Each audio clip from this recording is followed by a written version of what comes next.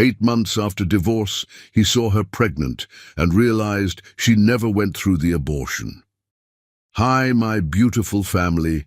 Welcome back to Mr. Peter's Stories. Today I lift my voice in prayer for you with all the love in my heart. May God cover you with his endless mercy, bless your health, guide your steps, and open doors of success in ways you never imagined. May every woman in this family be honored as a queen, every man carry wisdom with kindness, and every child grow in light and joy. I pray for your homes to be filled with laughter, for your days to be free from sorrow, and for your hearts to never lack peace. May struggles turn into strength, tears into hope, and dreams into reality. May you and your loved ones always be safe, loved, and protected. My beautiful family, you are never alone. I carry you in every prayer and every word I share. You are my blessing, my joy, and my strength. If your heart is with me, right, present. If your love is true, right, I am with Mr. Peter. Love was never enough for a man who confused control with care. The crystal chandelier cast fractured rainbows across the marble floor, each shard of light dancing like the broken pieces of Zephyra Nightingale's heart. She stood in the grand foyer of the Christian mansion, her bare feet cold against the pristine stone, clutching the pregnancy test that had just changed everything. The silence stretched between them like a chasm, growing wider with each passing second. Hannah Christian's reflection multiplied in the floor-to-ceiling mirrors that lined the walls, creating an army of condemning stares. His perfectly tailored suit hung on his broad shoulders like armor, but his eyes, those deep brown eyes that had once looked at her with something resembling love, now burned with accusation. "You planned this."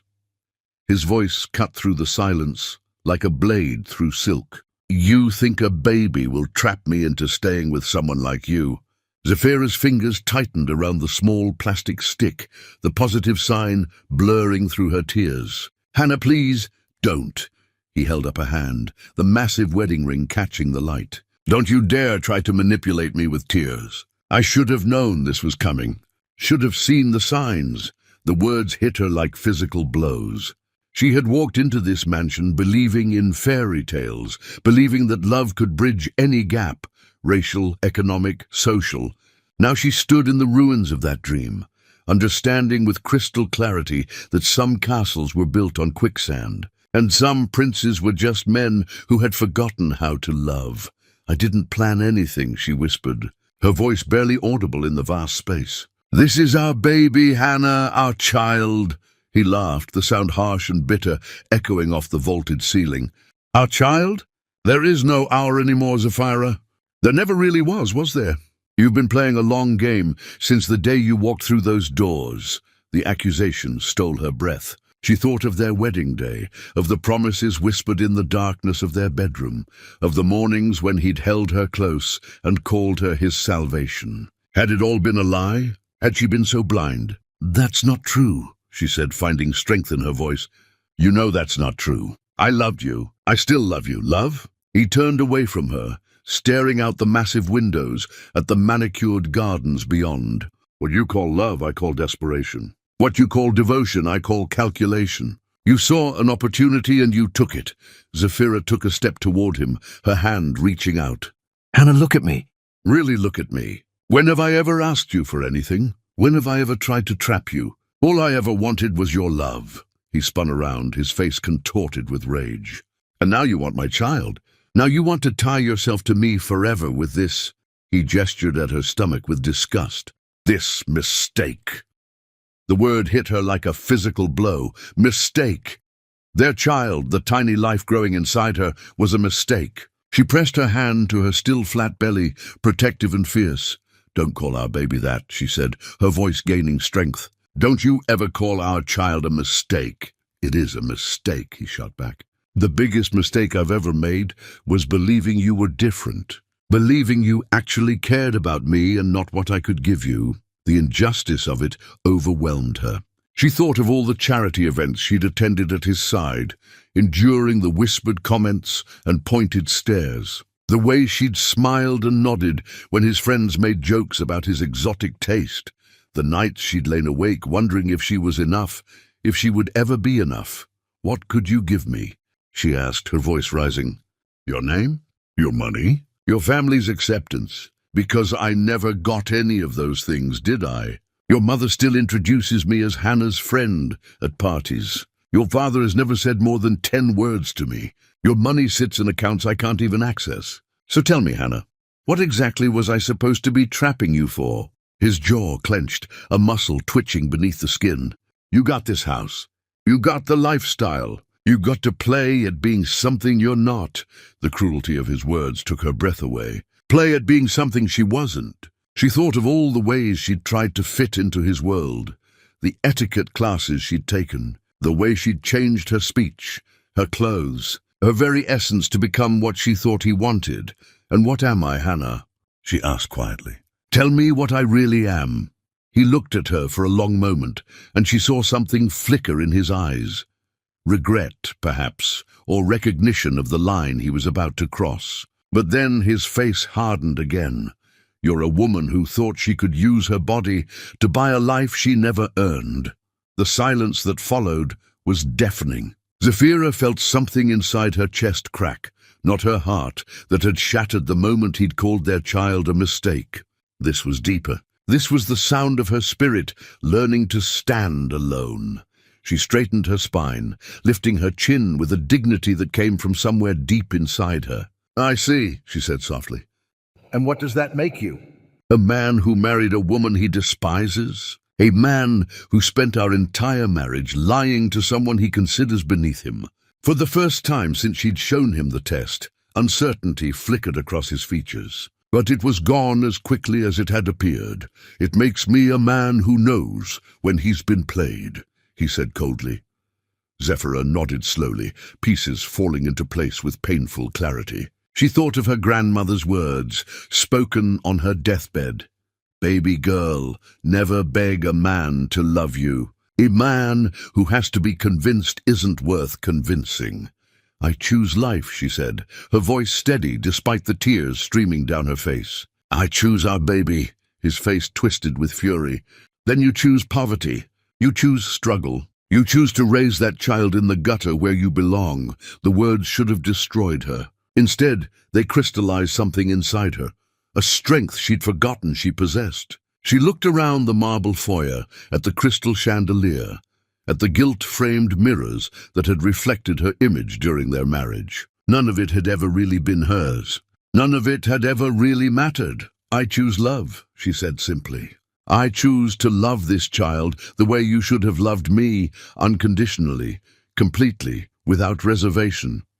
She turned toward the grand staircase, intending to pack the few things that were truly hers. But his voice stopped her. "If you walk up those stairs, Zephyra, if you pack your bags and leave, you're never coming back. There's no changing your mind, no coming back when reality hits and you realize what you're giving up." She paused on the first step, her hand resting on the ornate banister. For a moment she imagined begging, imagined falling to her knees and promising to end the pregnancy, promising to be whatever he wanted her to be. But then she felt it, the faintest flutter in her belly, like butterfly wings against her soul. "I know," she said without turning around. "I'm counting on it." As she climbed the stairs, she heard him call her name once, his voice cracking slightly, but she didn't turn back. Behind her, the chandelier continued its eternal dance, casting rainbows on empty marble, illuminating a space that would never again hold anything resembling love. At the top of the stairs, she paused and looked back one last time. Hannah stood alone in the vast foyer, looking smaller somehow, diminished by his own cruelty. And in that moment, Zephyra Nightingale knew with absolute certainty that she was walking away from the biggest mistake of her life, not the pregnancy, but the man who couldn't see the gift he was throwing away. The bedroom that had once been their sanctuary now felt foreign and cold. She moved through it like a ghost, gathering the few possessions that had been hers before the marriage. Photographs of her family, books that had comforted her through lonely nights, jewelry her grandmother had given her. Everything else belonged to the life she was leaving behind. Her suitcase was small, pitifully small, to contain the remnants of what had been her entire world. But as she folded each item carefully inside, she felt lighter with every decision. This dress, too expensive, chosen to impress people who would never accept her. These shoes, painful and impractical, designed for a woman who never walked anywhere meaningful. This jewelry, cold and flashy, symbols of wealth rather than love. She kept only what had meaning, what connected her to the woman she had been before she'd lost herself in the maze of Hannah's expectations. The simple cross her grandmother had worn to church every Sunday. The university sweatshirt that reminded her she had once been ambitious for herself, not just for someone else's approval. The worn copy of poetry that had sustained her through other dark times. The wedding dress hung in the closet like a beautiful lie, all silk and lace and broken promises. She left it there, along with everything else that had been costume rather than truth. As she descended the stairs for the final time, Hannah was nowhere to be seen. The mansion felt empty, as if it had already forgotten her presence. Perhaps it had never truly acknowledged it in the first place. She set her suitcase by the front door and took one last look around the foyer that had witnessed her transformation, from hopeful bride to discarded wife. The mirrors reflected her image back endlessly, a woman carrying a small suitcase and an enormous burden of disappointment, but also a woman whose spine was straight, whose chin was lifted, whose eyes held a spark that hadn't been there when she'd first walked through these doors.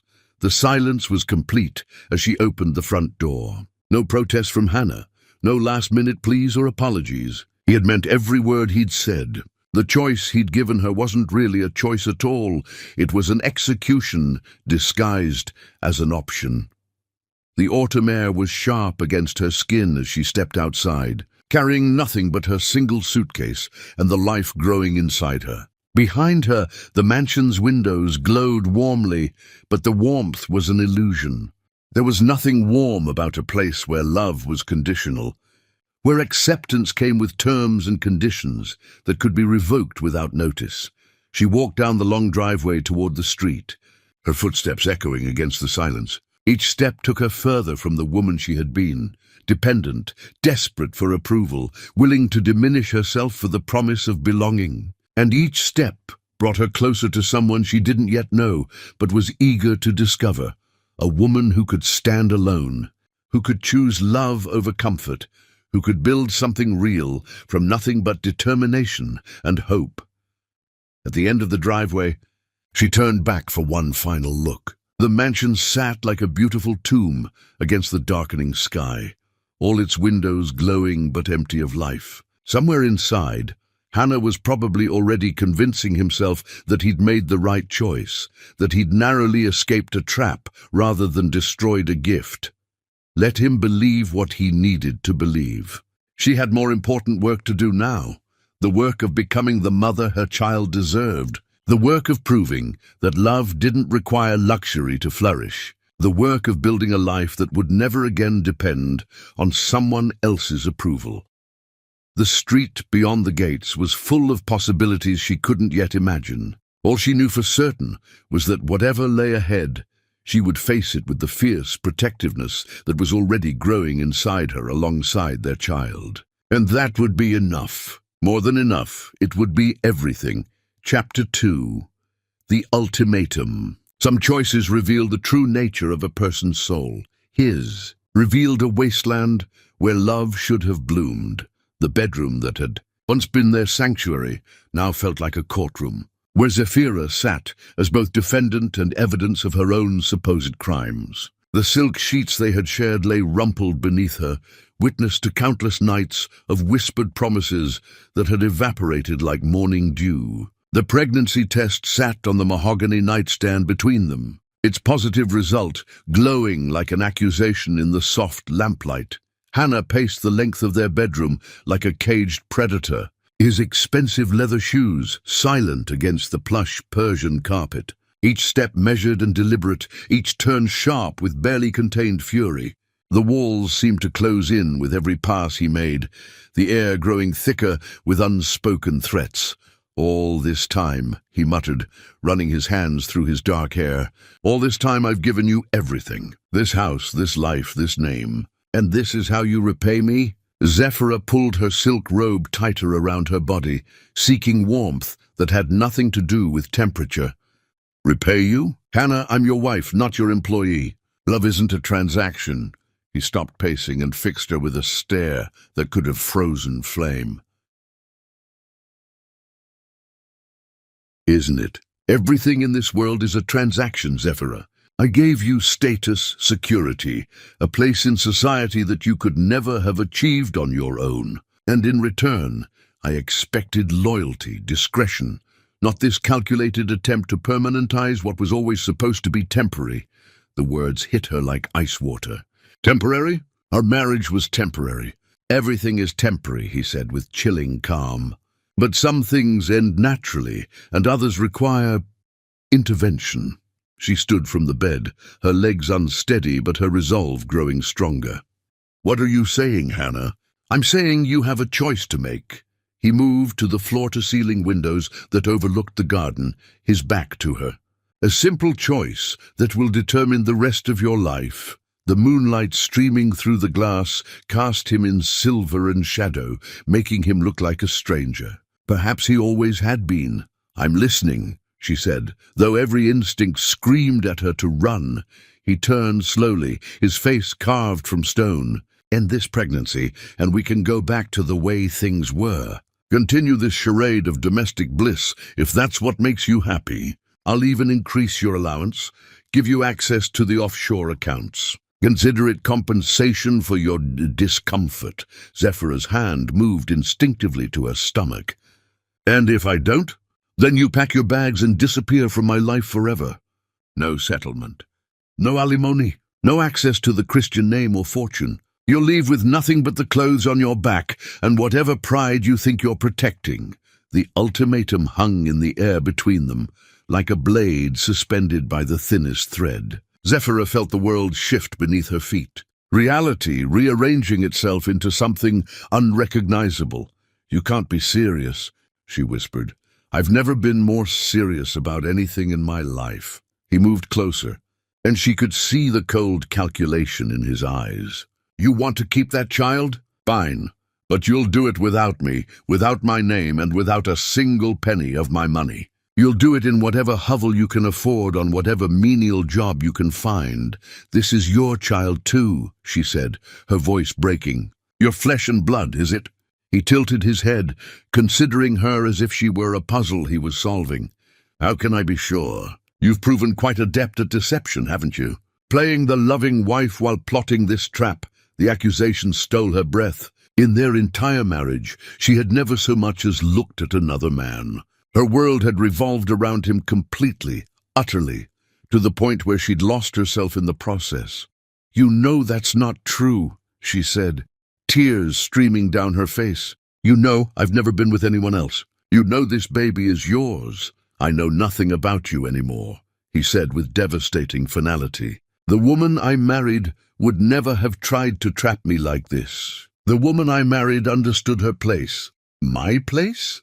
The words came out like broken glass. "And what place is that, Hannah?" "Beneath you, in your shadow, grateful for whatever scraps of attention you throw my way." His smile was cruel. Exactly. The honesty of it was more devastating than any lie could have been. For their entire marriage, she had wondered why she never felt truly accepted by his family, why his friends treated her like an exotic pet, why she always felt like she was auditioning for a role she'd already been cast in. Now she knew. "I see," she said quietly. "And our child? What place would our child have in your world?" "There is no our child," he said firmly. "There is a choice. My life continues as planned, with or without you. But it will not be derailed by an unwanted pregnancy."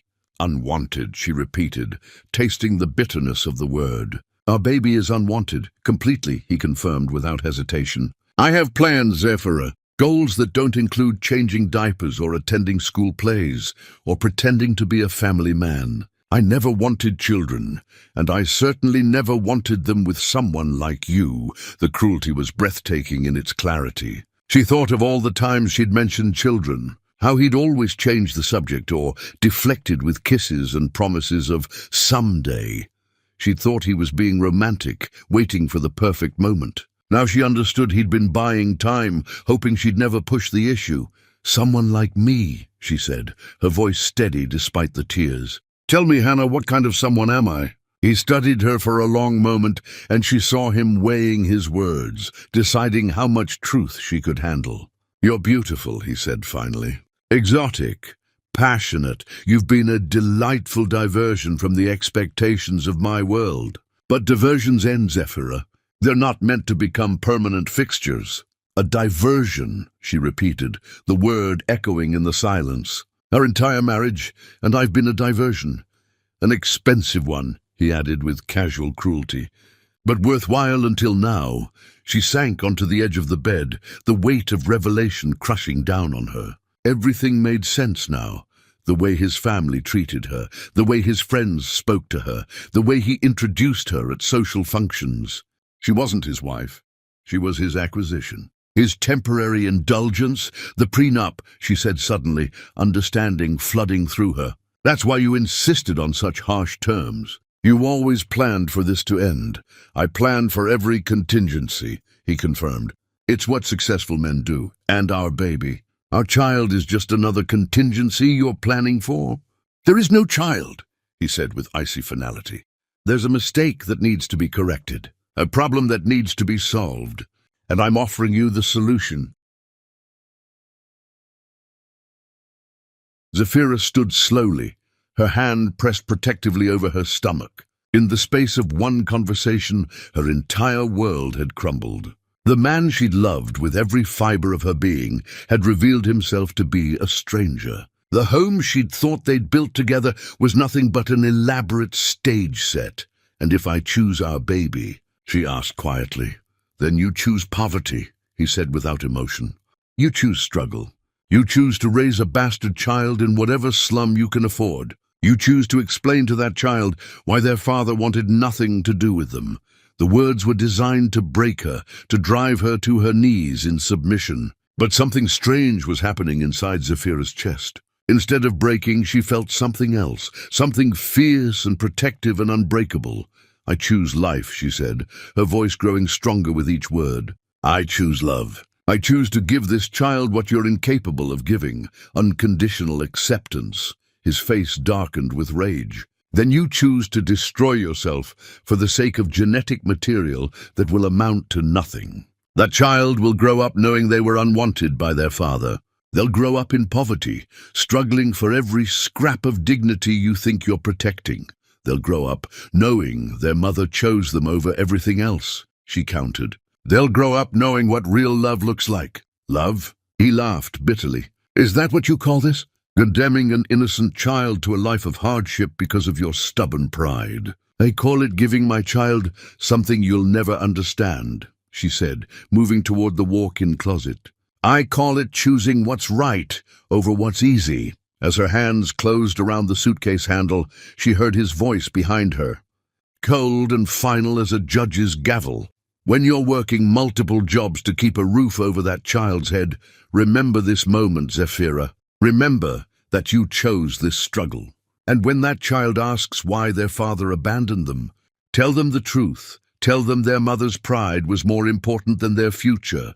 But Zephyra was already moving, already packing, already choosing a future that would be difficult but honest, challenging but real. She had spent too long trying to fit into a world that would never truly accept her. Now she would build a world where her child would never have to question their worth. The suitcase lay open on the bed like a promise of freedom, waiting to be filled with the remnants of her old life and the tools she would need to build a new one. Behind her, Hannah continued his litany of threats and predictions, but his words had lost their power to hurt her.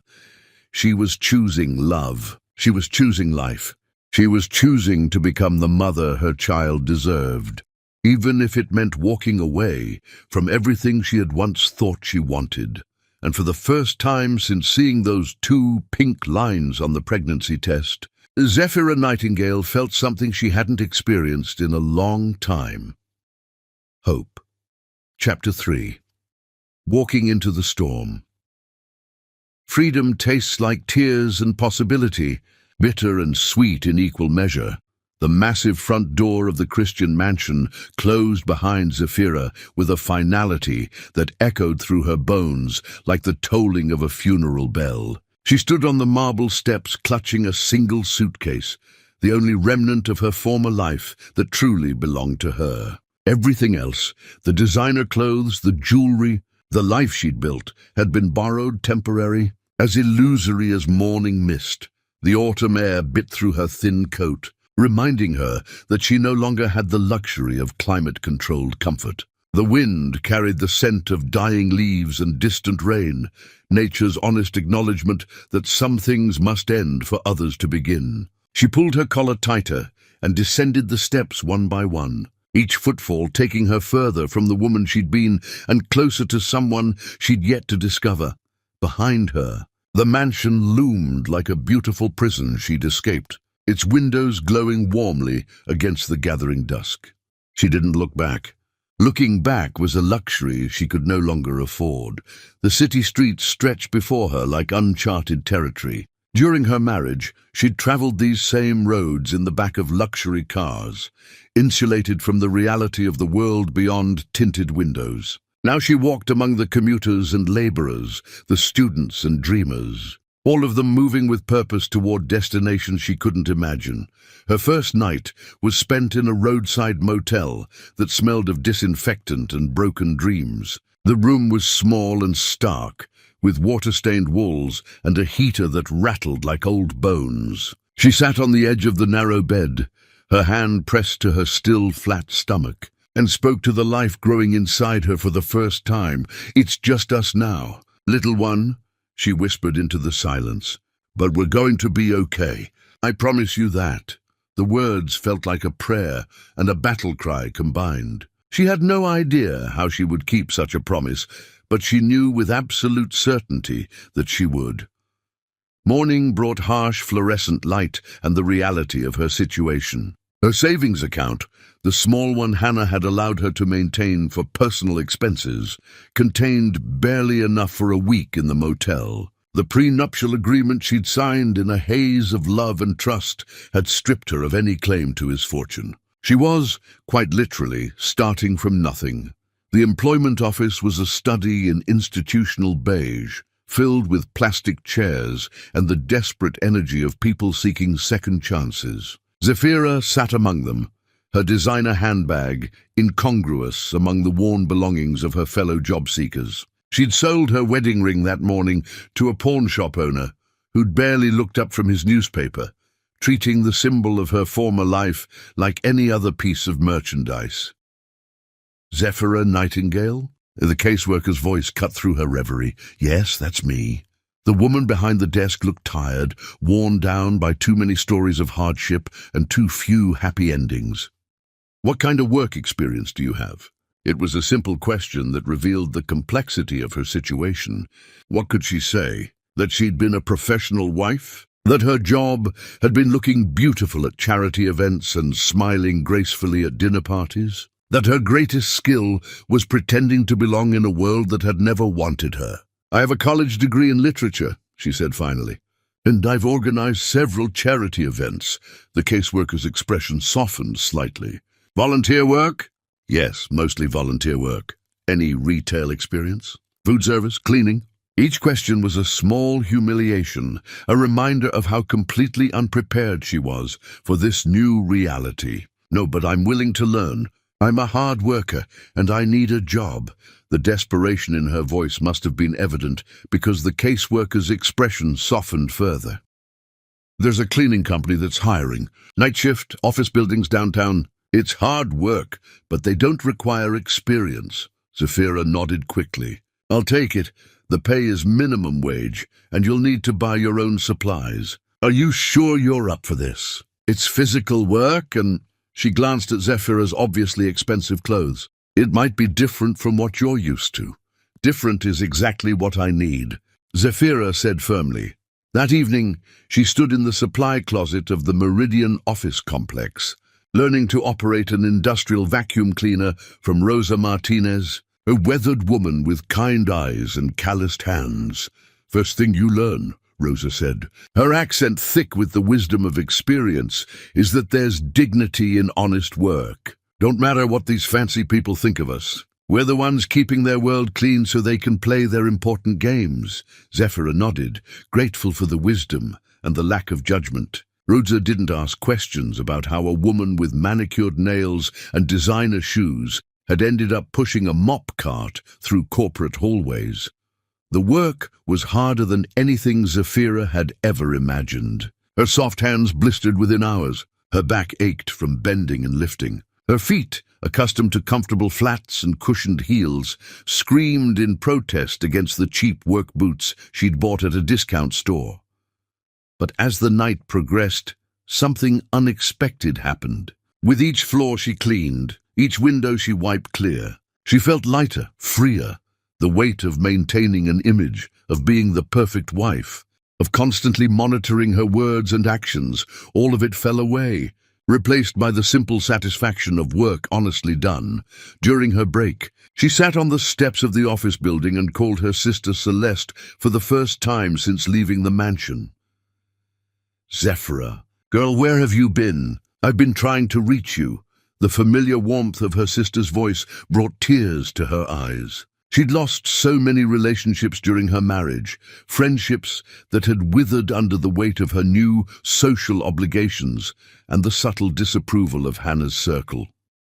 I left him, Celeste. I left Hannah. Silence stretched across the phone line, followed by a sharp intake of breath.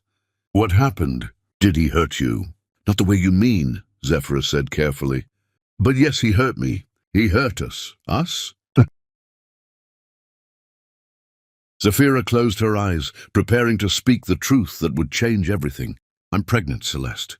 And when I told him, he demanded I choose between the baby and him.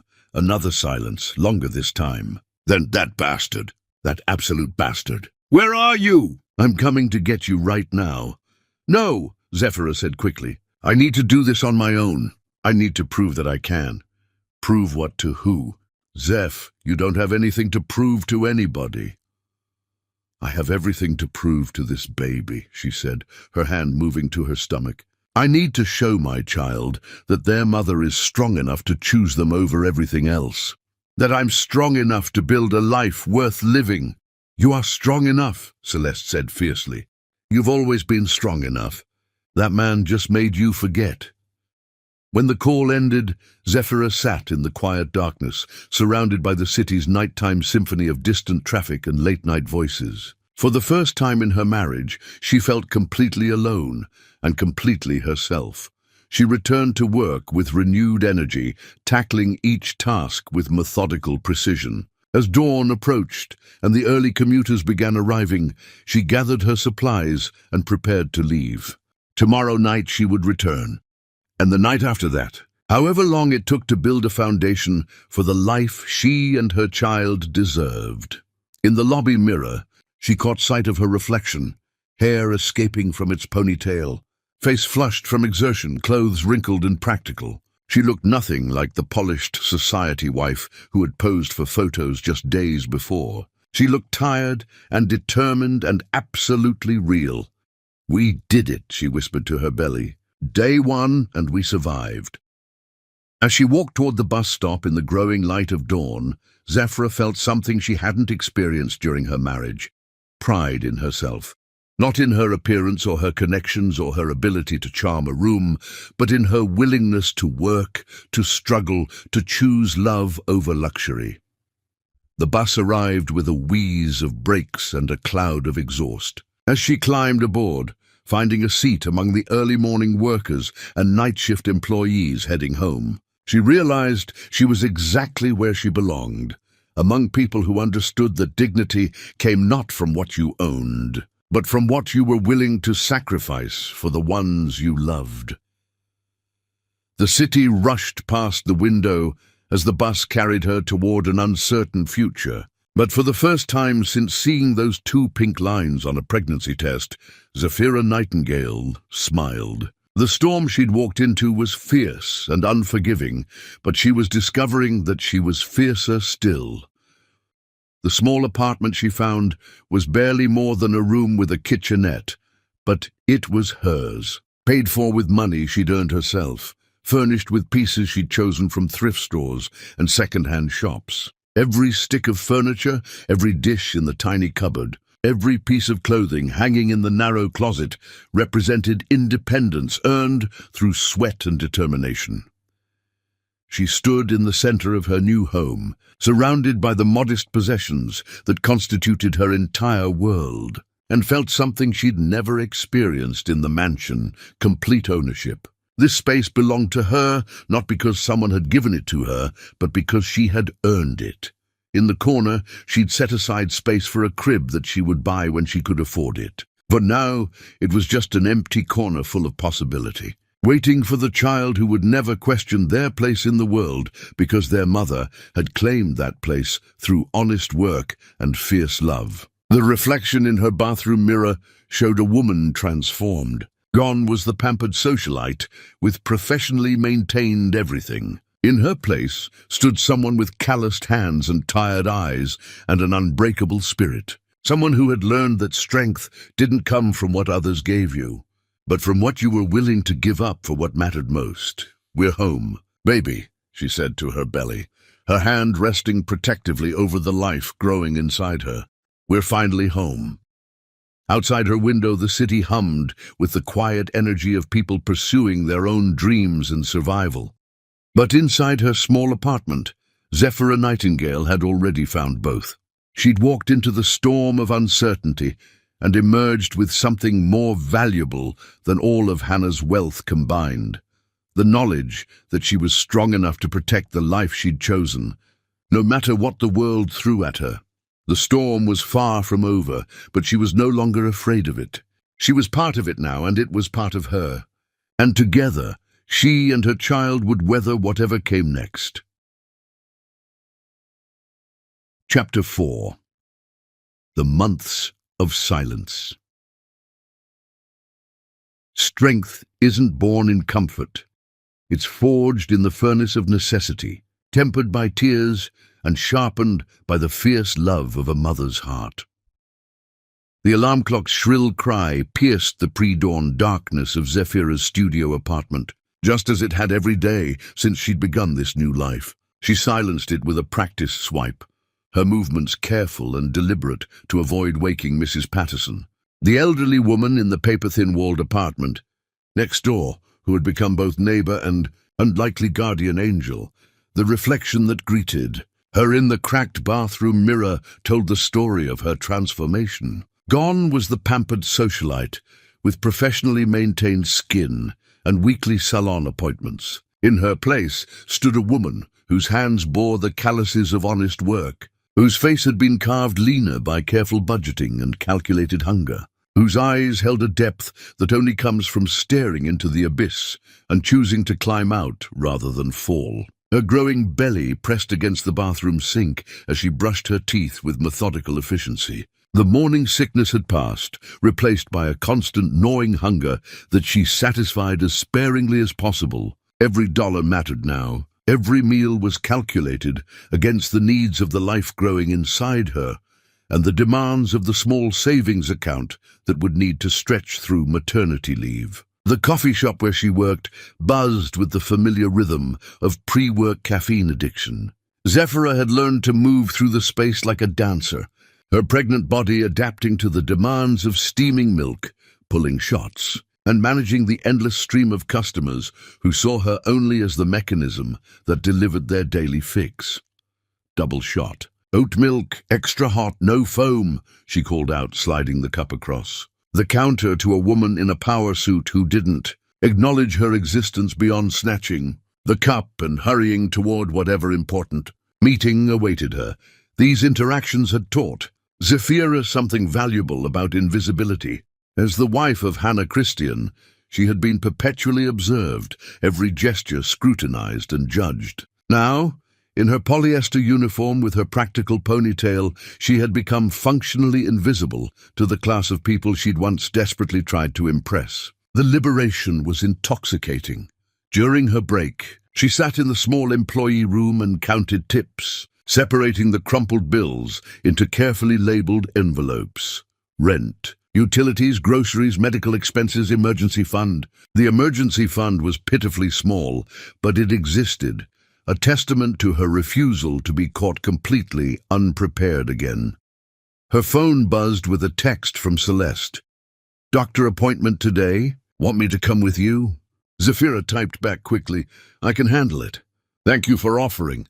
It wasn't entirely true. She wanted her sister there, wanted someone to hold her hand and ask the questions she was too overwhelmed to remember. But she needed to prove, to herself, to her unborn child, to the ghost of the woman she'd been, that she could navigate this alone. The prenatal clinic was a study in functional efficiency. All beige walls and motivational posters featuring diverse families, smiling in soft focus happiness. Zafira sat in the waiting room surrounded by women in various stages of pregnancy, some accompanied by attentive partners, others like her, maintaining careful solitude. "Zafira Nightingale?" The nurse's voice was professionally cheerful. The examination room was small and sterile, the paper crinkling beneath. Her as she settled onto the table, Dr. Patel was a no-nonsense woman who had never once asked inappropriate questions about Zafira's circumstances or the absence of a partner at these appointments. "How are you feeling?" Dr. Patel asked, washing her hands with practiced efficiency. "Tired, but good. The morning sickness has stopped. That's normal for this stage. Any concerns?" Zafira hesitated. There were so many concerns about money, about health insurance, about what would happen when she could no longer work on her feet for long shifts. But these weren't medical concerns. "I've been having some back pain," she said finally. "Also normal, especially with the physical demands of your work. Let's take a look at how baby is doing." The ultrasound gel was cold against her skin, but the moment the image appeared on the screen, everything else faded away. There was her child, arms and legs clearly defined now, a profile that looked remarkably human, a heart beating steady and strong. "Everything looks perfect," Dr. Patel said. "Baby is measuring right on schedule. Would you like to know the sex?" Zafira stared at the screen, at this small person who depended on her completely. "It's a girl."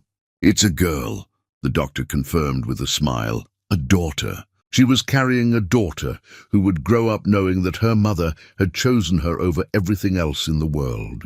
The weight of responsibility was crushing and exhilarating in equal measure. "Hello, baby girl," she whispered to the image on the screen. After the appointment, she walked back to her apartment instead of taking the bus, partly to save the fare and partly to process what she'd learned. A daughter.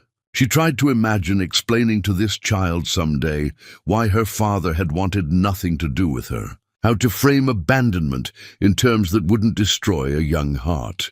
The apartment building was a testament to urban decay managed into habitable condition. The elevator was broken more often than it worked, so Zafira climbed the stairs to her floor, her hand resting on the railing for support. The hallway smelled of cooking food and industrial cleaner, the sounds of other people's lives leaking through thin doors.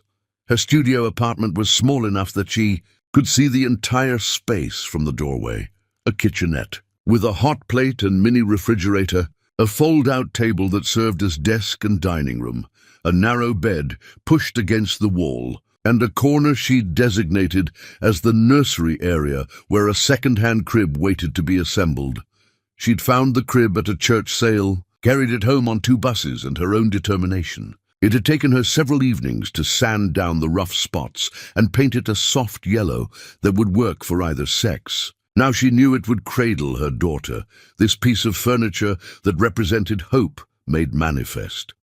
The evening shift at the office cleaning company began at sunset, giving her just enough time to grab a quick dinner of peanut butter sandwich and milk. The work was harder now that her belly had grown. requiring her to modify her movements and take more frequent breaks. But Rosa had become a fierce protector, redistributing tasks when needed and covering for Zephyra during her bathroom breaks. "You need to tell them about the baby soon," Rosa said as they worked side by side, emptying trash bins. "They can't fire you for being pregnant, but they need to know." "I know," Zephyra said. "I'm waiting until I can't hide it anymore." "Mija, you're not hiding much these days." It was true. The loose work shirts could only disguise so much, and her careful movements were becoming more obvious. "I need this job, Rosa. I need both jobs." "And you'll have them. But you can't work yourself into the ground. That baby needs you healthy." The wisdom in Rosa's words was undeniable, but so was the math of survival. Rent, utilities, food, medical expenses, the numbers added up to more than minimum wage could comfortably cover, even working 2 jobs. There was no room for anything to go wrong, no buffer for emergencies or complications. As they cleaned the executive offices on the top floor, Zephyra couldn't help but notice the family photos scattered across expensive desks, smiling couples with children who would never know the weight of financial insecurity, families who could afford private healthcare and emergency savings accounts that existed for convenience rather than desperation. She didn't envy them, exactly. But she did wonder what it felt like to make decisions based on preference rather than necessity, to choose a life path without calculating every potential cost. The shift ended in the early morning, and Zephyra rode the late-night bus home through empty streets. The other passengers were mostly service workers like herself, people who kept the city running while everyone else slept. They formed an unspoken community of mutual respect, understanding that they were all fighting battles that daylight wouldn't acknowledge. Back in her apartment, she stood in front of the bathroom mirror and lifted her shirt, revealing the curve of her belly and profile. Her daughter was in there, growing stronger every day, preparing for a world that would be challenging but honest, difficult but real. "We're doing okay, baby girl," she said softly. "Your mama is learning how to be strong enough for both of us." She climbed into bed, exhausted but oddly satisfied. Tomorrow would bring the same routine: coffee shop shift, prenatal vitamin with lunch, cleaning offices until dawn. But each day was also building something important, proof that she could provide for her child, evidence that love could triumph over luxury, confirmation that she was becoming the mother her daughter deserved. As sleep began to claim her, Zephyra thought about the woman she'd been when she'd lived in the mansion. Dependent, insecure, desperately seeking approval from people who would never truly accept her. That woman felt like a stranger now, someone she'd known briefly but never really understood. The woman she was becoming was harder, leaner, infinitely more capable. This woman didn't need anyone's approval to know her worth. This woman was building a life with her own hands, creating something real and lasting from nothing but will and determination. Outside her window, the city hummed with the quiet energy of night workers and insomniacs, people pursuing dreams and survival in equal measure. Zephyra fell asleep to that sound, her hand resting protectively on her belly, ready to face whatever tomorrow would demand of her. In her dreams, she was teaching her daughter to walk, to read, to stand up for herself in a world that might try to make her feel small. In her dreams, her daughter grew up strong and confident, never questioning her worth because her mother had proven through action that she was precious beyond measure. And when she woke to the sound of her alarm, Zephyra carried those dreams with her into another day of building the life her daughter deserved, one honest hour at a time. Chapter 5. The Collision. Some moments split your life into before and after. This was the moment Hannah Christian's world cracked open to reveal the wasteland of his own making. The morning sun cast long shadows across the downtown medical district as Hannah Christian stepped out of his black luxury sedan, the leather interior still warm with climate-controlled perfection. He straightened his Italian silk tie and adjusted his platinum watch, a habit born of a life where every minute held purpose, every interaction served a calculated end. The meeting with his attorneys was routine, another step in the careful management of inherited wealth that occupied so much of his existence. Time had passed since Zafira had walked out of his life. Enough time for him to construct a careful normalcy around the absence she'd left behind. He'd told himself repeatedly that he'd made the right choice, that cutting away the complication of her pregnancy had saved them both from a mistake that would have destroyed everything. He'd worked to preserve. The streets bustled with the familiar rhythm of downtown commerce, executives in expensive suits, delivery trucks navigating narrow streets, the constant pulse of a city that measured success in profit margins and stock portfolios. It was his world, a world that made sense, where every transaction had clear terms and expected outcomes. He was walking toward the law office when he saw her. Reality fractured. The world shifted into slow motion, every detail becoming impossibly sharp and clear. There, walking out of the prenatal clinic across the street, was Zafira Nightingale. But not the Zephyra he remembered, not the woman who had left his mansion in tears and desperation. This woman moved with purpose, her shoulders straight, despite the obvious weight she carried in front of her, the weight of their child. The realization hit him like a physical blow, stealing his breath and stopping his heart.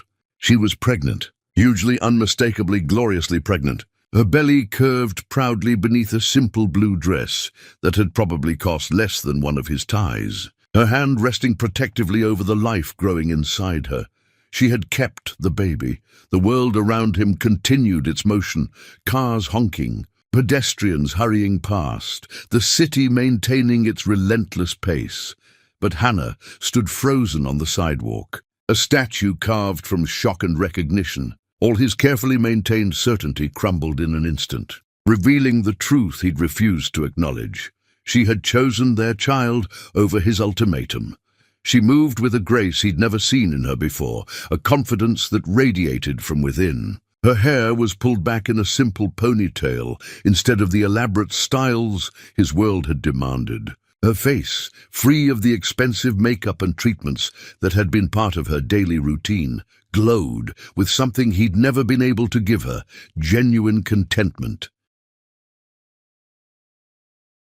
She was beautiful, more beautiful than she'd ever been in his marble palace, draped in designer gowns and dripping with jewelry. This stripped-down, authentic version of the woman he'd married was devastating in her simple radiance.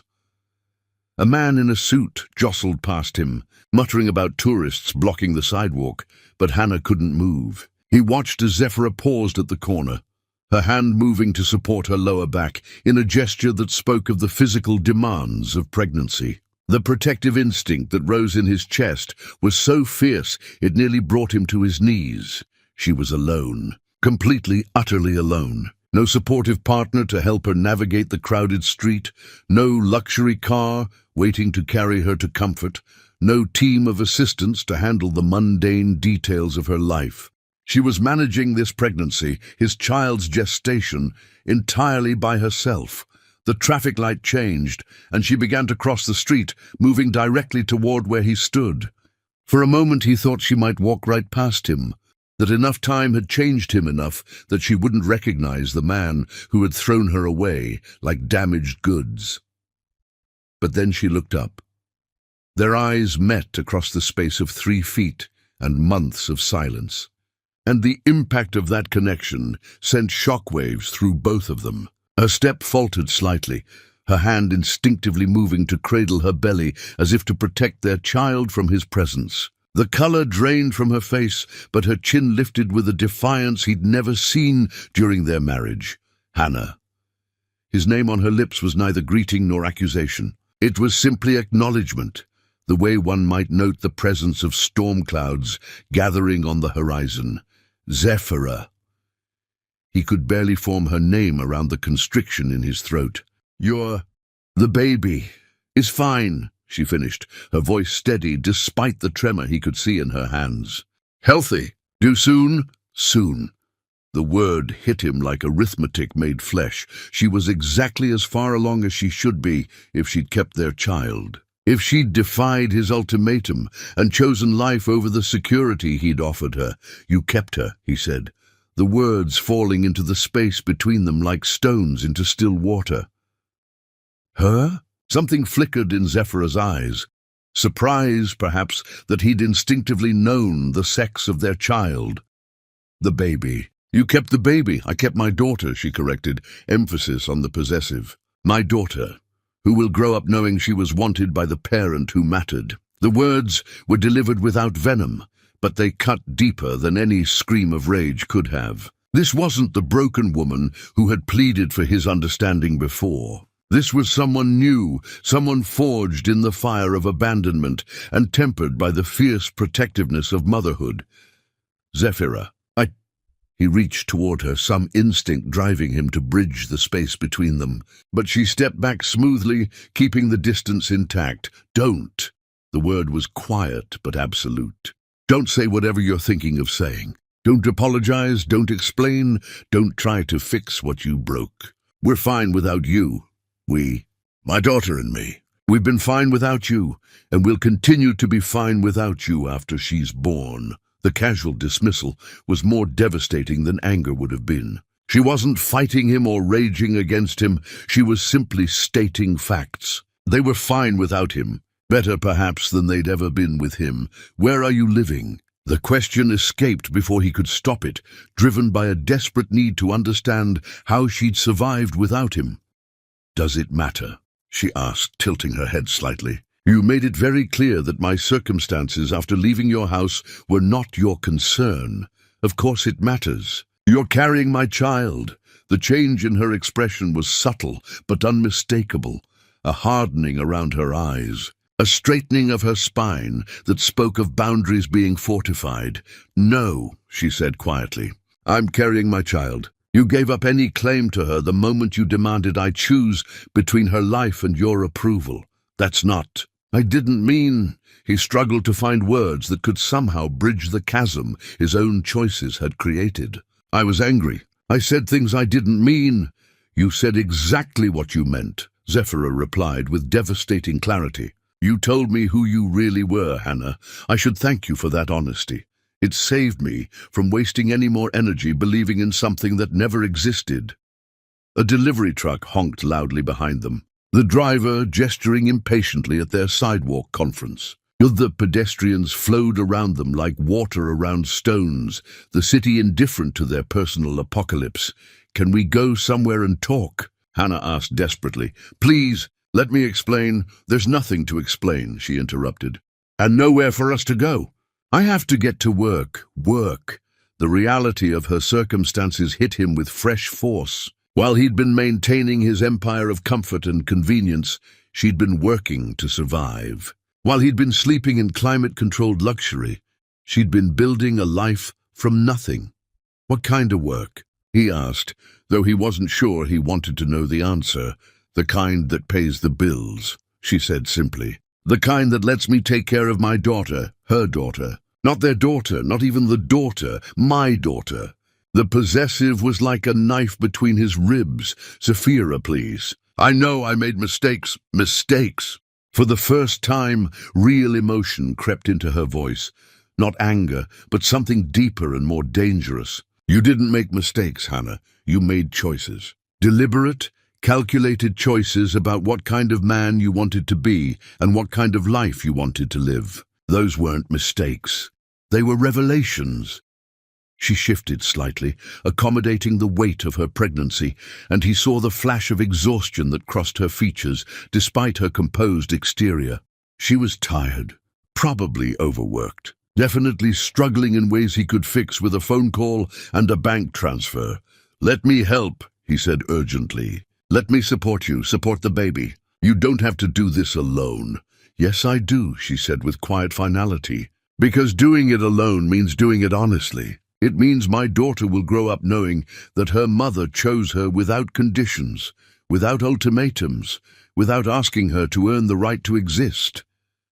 She turned to walk away, and panic seized him. "Zephyra, wait, please, can I see you again? Can we talk about this properly?" She paused, looking back over her shoulder with something that might have been pity. There's nothing to talk about, Hannah. You said everything that needed saying before. I heard you clearly then, and I hear you clearly now. What do you hear now? He asked desperately. Regret, she said simply. But regret isn't the same as love, and it's not the same as change. It's just the sound a man makes when he realizes the true cost of his choices. She walked away then, moving through the crowd with the particular grace of a woman who had learned to navigate the world entirely on her own terms. Hannah stood frozen on the sidewalk, watching her disappear into the urban landscape, carrying their daughter toward a future he'd forfeited any right to share. The meeting with his attorneys was forgotten. Everything was forgotten, except the image of Zephira, proud, pregnant, and completely beyond his reach, walking away from him for the second time. But this time, he understood with crushing clarity that she wasn't walking away from him. She was walking toward something infinitely better.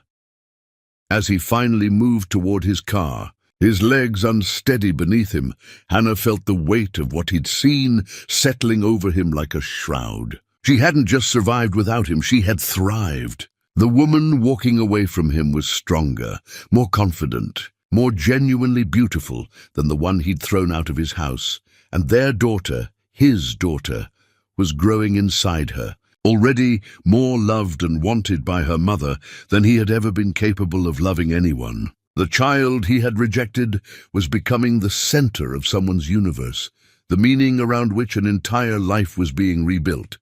He had lost them both before he'd ever really had them, and the fault was entirely his own.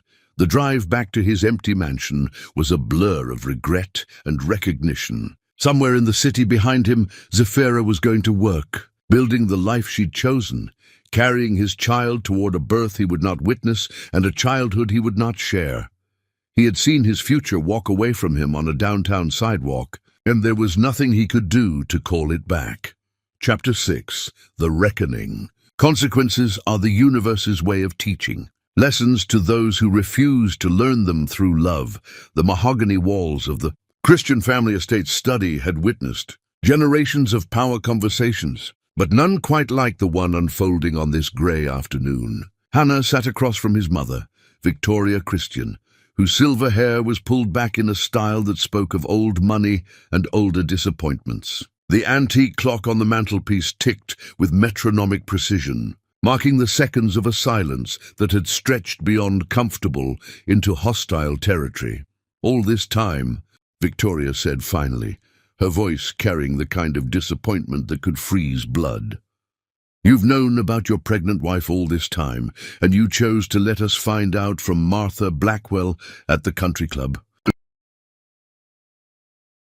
Hannah winced at the mention of Martha Blackwell, the society gossip whose tongue was sharper than her charity work was generous. Mother, I can explain. Explain! Victoria's laugh was brittle as autumn leaves. Explain how you threw a pregnant woman out of this house? Explain how you abandoned your own flesh and blood? Explain how you've managed to disgrace generations of Christian family values in a single act of cruelty. The weight of her judgment settled on his shoulders like lead. Victoria Christian had built her life on the careful cultivation of reputation, on the delicate balance of social standing and moral authority that allowed families like theirs to maintain their position in society's upper echelons. Her son's actions had shattered that carefully constructed facade. She tried to trap me, Hannah said weakly, the words sounding hollow even to his own ears. The pregnancy was planned, calculated. Stop. Victoria's voice cut through his explanation like a blade. Just stop talking before you make this any worse than it already is. She stood and moved to the window that overlooked the sprawling gardens where Hannah had played as a child, where he'd learned about responsibility and legacy and the weight of carrying a family name. The irony wasn't lost on him that he was now discussing how he'd failed to carry that weight with any honor. Do you know what people are saying about us? Victoria asked without turning around. Do you know what your behavior has cost this family? People talk, Hannah said defensively. They always talk. They're saying we raised a monster, Victoria said quietly. They're saying that beneath all our charity work and community involvement, We're just another family of entitled predators who use people and throw them away when they become inconvenient. The accusation hit harder than a physical blow.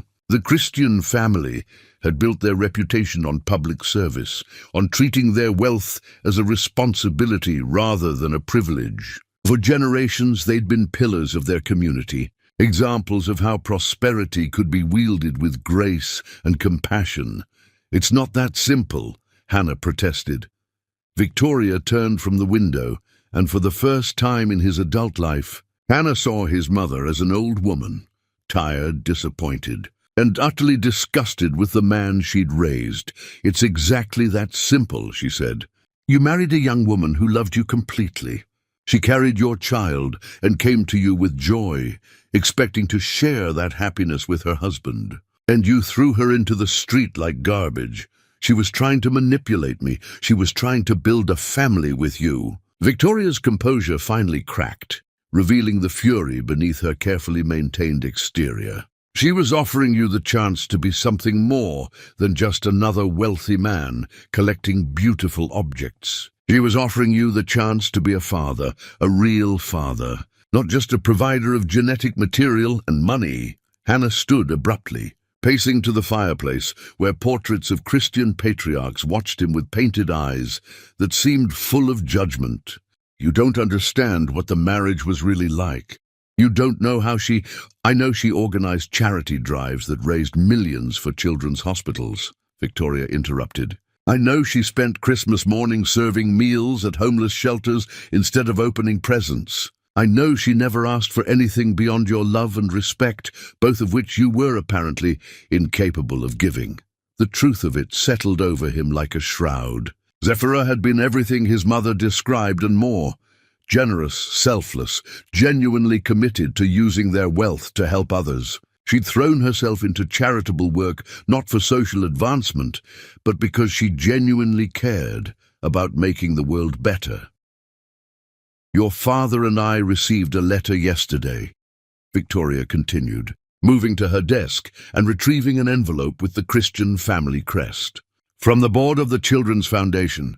They're removing the Christian name from the literacy program that Zephyra developed. Apparently, they don't want to be associated with a family that abandons pregnant women." The words hit him like a physical blow. The literacy program had been Zephyra's passion project, a comprehensive initiative that brought reading programs to underserved communities. She'd spent months developing the curriculum, securing funding, building partnerships with local schools. It had been set to launch under the Christian Foundation name, a legacy project that would have helped thousands of children. "They can't do that," Hannah said weakly. "They can, and they have," Victoria replied. "And they're not the only ones. The museum board has asked for your resignation. The hospital auxiliary has declined our annual donation. Several charity organizations have returned checks rather than be associated with our family name." Each revelation was another nail in the coffin of his reputation. The carefully constructed network of social and professional relationships that had taken generations to build was crumbling around him, dismantled by the consequences of his own choices. "There's more," Victoria said, her voice heavy with disappointment. "Your brother called this morning." The mention of his brother Marcus sent a chill through Hannah's chest. Marcus lived overseas, managing the European interests, and maintained careful distance from the social obligations that came with the Christian name in America. If the scandal had reached him, it had truly gone global. "He's flying back next week," Victoria continued, "to discuss whether you should remain in control of the family trust." The family trust. The financial foundation that controlled not just his personal wealth, but the legacy of generations of Christian prosperity. The trust that funded their charitable work, their community initiatives, their ability to make meaningful change in the world. "He can't remove me from the trust," Hannah said. But uncertainty crept into his voice. "He can if the other trustees agree that your actions have compromised the family's ability to fulfill our charitable obligations," Victoria replied. "And given what's happened to our reputation, and that case becomes easier to make every day." Hannah sank into the leather chair that had been his father's favorite, feeling the weight of legacy and expectation crushing down on him. Everything he'd worked for, everything he'd inherited, everything he'd taken for granted was slipping away because of one moment of selfish cruelty. "Where is she now?" Victoria asked quietly. "Zephyra, where is she living? How is she supporting herself?" The questions he'd been trying not to think about crashed over him. "I don't know," he admitted. "You don't know." Victoria's voice was flat with disbelief. "Your wife is heavily pregnant with your child. And you don't know where she lives or how she's surviving." "Ex-wife," Hannah corrected automatically. "She's not your ex-wife," Victoria snapped. "You're still married, which makes this situation even more shameful. You've abandoned your pregnant wife, not just a girlfriend or casual relationship. You've violated the most basic sacred vows a man can make." The legal reality of their situation hit him with fresh force. They were indeed still married. He'd been so focused on cutting ties that he'd never actually filed for divorce. In the eyes of the law, he was a husband who had thrown his pregnant wife out of their home. "I hired an investigator," Hannah admitted quietly. "She's working multiple jobs, living in a studio apartment downtown. She looks—" He struggled to find words that could capture what he'd seen on the street. "She looks tired. But she also looks different. Stronger, maybe." "Stronger because she had to become stronger," Victoria said with devastating accuracy. "Stronger because you left her no choice but to grow into someone who could survive your abandonment." Through the study's windows, Hannah could see the gardeners maintaining the perfectly manicured landscape, their work invisible to most of the family, but essential to maintaining the beauty they took for granted. He thought of Zephyra working night shifts, her hands growing calloused from labor he'd never imagined her capable of performing. "I want to fix this," he said finally. "You can't," Victoria replied without hesitation. "Some things, once broken, can't be repaired. Some wounds, once inflicted, never heal completely. What you can do is try to minimize the damage going forward." "What do you mean?" Victoria moved to her desk and began writing on personal stationery. "I'm establishing a trust fund for your daughter. Money that will ensure she has everything she needs. Healthcare, education, security, without requiring any contact with you." "You can't do that without my permission." "I can and I will," Victoria said, not looking up from her writing. "Because someone in this family needs to take responsibility for that child, and clearly it won't be her father." The dismissal in her voice was absolute. In the span of one conversation, he'd gone from heir apparent to family disgrace, from trusted inheritor to cautionary tale. "The investigator says she's due soon," Anna said quietly. "Then she'll have weeks to prepare for motherhood while working multiple jobs because her husband decided his convenience was more important than his family," Victoria replied. "Weeks to ready herself for labor and delivery, without support, without help, without the partner who promised to stand by her through everything." Each word was a fresh wound, a new recognition of the depth of his failure. He thought of Zephyra navigating prenatal appointments alone, assembling nursery furniture in a studio apartment, preparing for the most vulnerable moment of her life, without anyone to hold her hand or advocate for her needs. "I could be there," he said desperately. "For the birth, I mean. I could—" "You forfeited that right when you threw her out," Victoria said, finally looking up from her letter. "You don't get to show up for the moment of joy after missing all the months of struggle. You don't get to claim the title of father after rejecting the responsibilities of husband."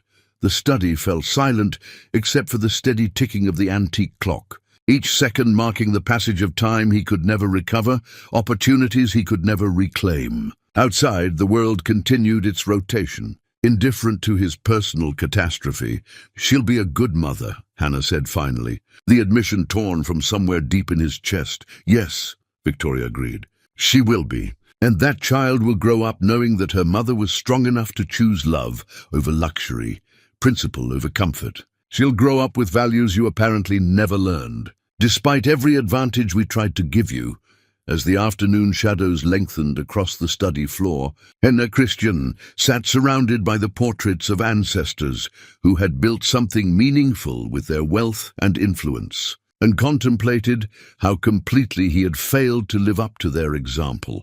Somewhere across the city, Zafira was preparing for another night of work, carrying his child toward a future he had no place in, building something beautiful from the ashes of what he had destroyed. Chapter 7. The Birth. In the moment when life enters the world, all pretense falls away, leaving only truth, pain, and the fierce love that makes both bearable. The first contraction hit Zafira while she was restocking paper towels in the executive washroom on the 42nd floor of the Meridian building. The pain started low in her back and wrapped around her belly like a steel band, slowly tightening, stealing her breath and forcing her to grip the marble countertop until her knuckles went white. For a moment, she stood perfectly still in the mirror-lined space, watching her reflection breathe through the pain. This was it. After carrying her daughter for what felt like a lifetime, after carefully saved dollars and hand-me-down baby clothes and a crib assembled with determination and online tutorials, her daughter was ready to make her entrance into the world. The contraction passed, leaving her shaky but functional. She checked her supplies. She still had several floors to complete before the cleaning shift ended. If this was early labor, she might have plenty of time yet.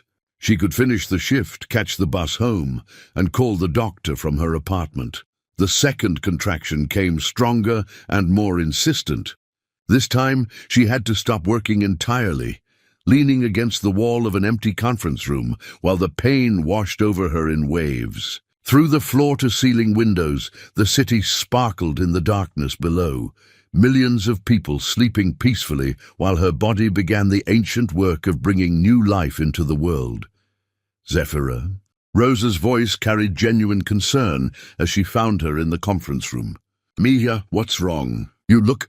Her experienced eyes took in Zafira's pale face and the protective way she held her belly.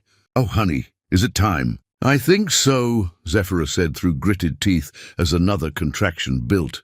But they're still far apart. I can finish... You can finish nothing, Rosa said firmly, already reaching for her phone. I'm calling you a taxi. You need to get to the hospital. I can't afford a taxi, Zafira protested, even as part of her wanted nothing more than to sink into the back seat of a car and let someone else worry about transportation. I'm calling the taxi, Rosa repeated. You worry about having that baby safely. The ride to the hospital was a blur of stoplights and empty streets, punctuated by contractions that were coming closer together now, each one more intense than the last. The taxi driver, a middle-aged man with kind eyes and a thick accent, kept glancing at her in the rearview mirror. First baby? He asked as they pulled into the hospital emergency entrance. Yes, Zafira managed between breaths. My wife, she had 5 babies, he said, turning to face her as he stopped the car. Every time I tell her the same thing, women are the strongest people in the world. You remember that, okay? You are stronger than you know. The words followed her through the automatic doors of the emergency room, where fluorescent lights buzzed overhead and the smell of antiseptic mixed with coffee from the nurse's station. The admission process was mercifully quick. Her pre-registration and insurance information were already in the system, one small benefit of the careful planning that had consumed her life for months. Zafira Nightingale, a nurse with graying hair and competent hands, appeared with a wheelchair. I'm Janet. Let's get you upstairs and see how this baby is doing.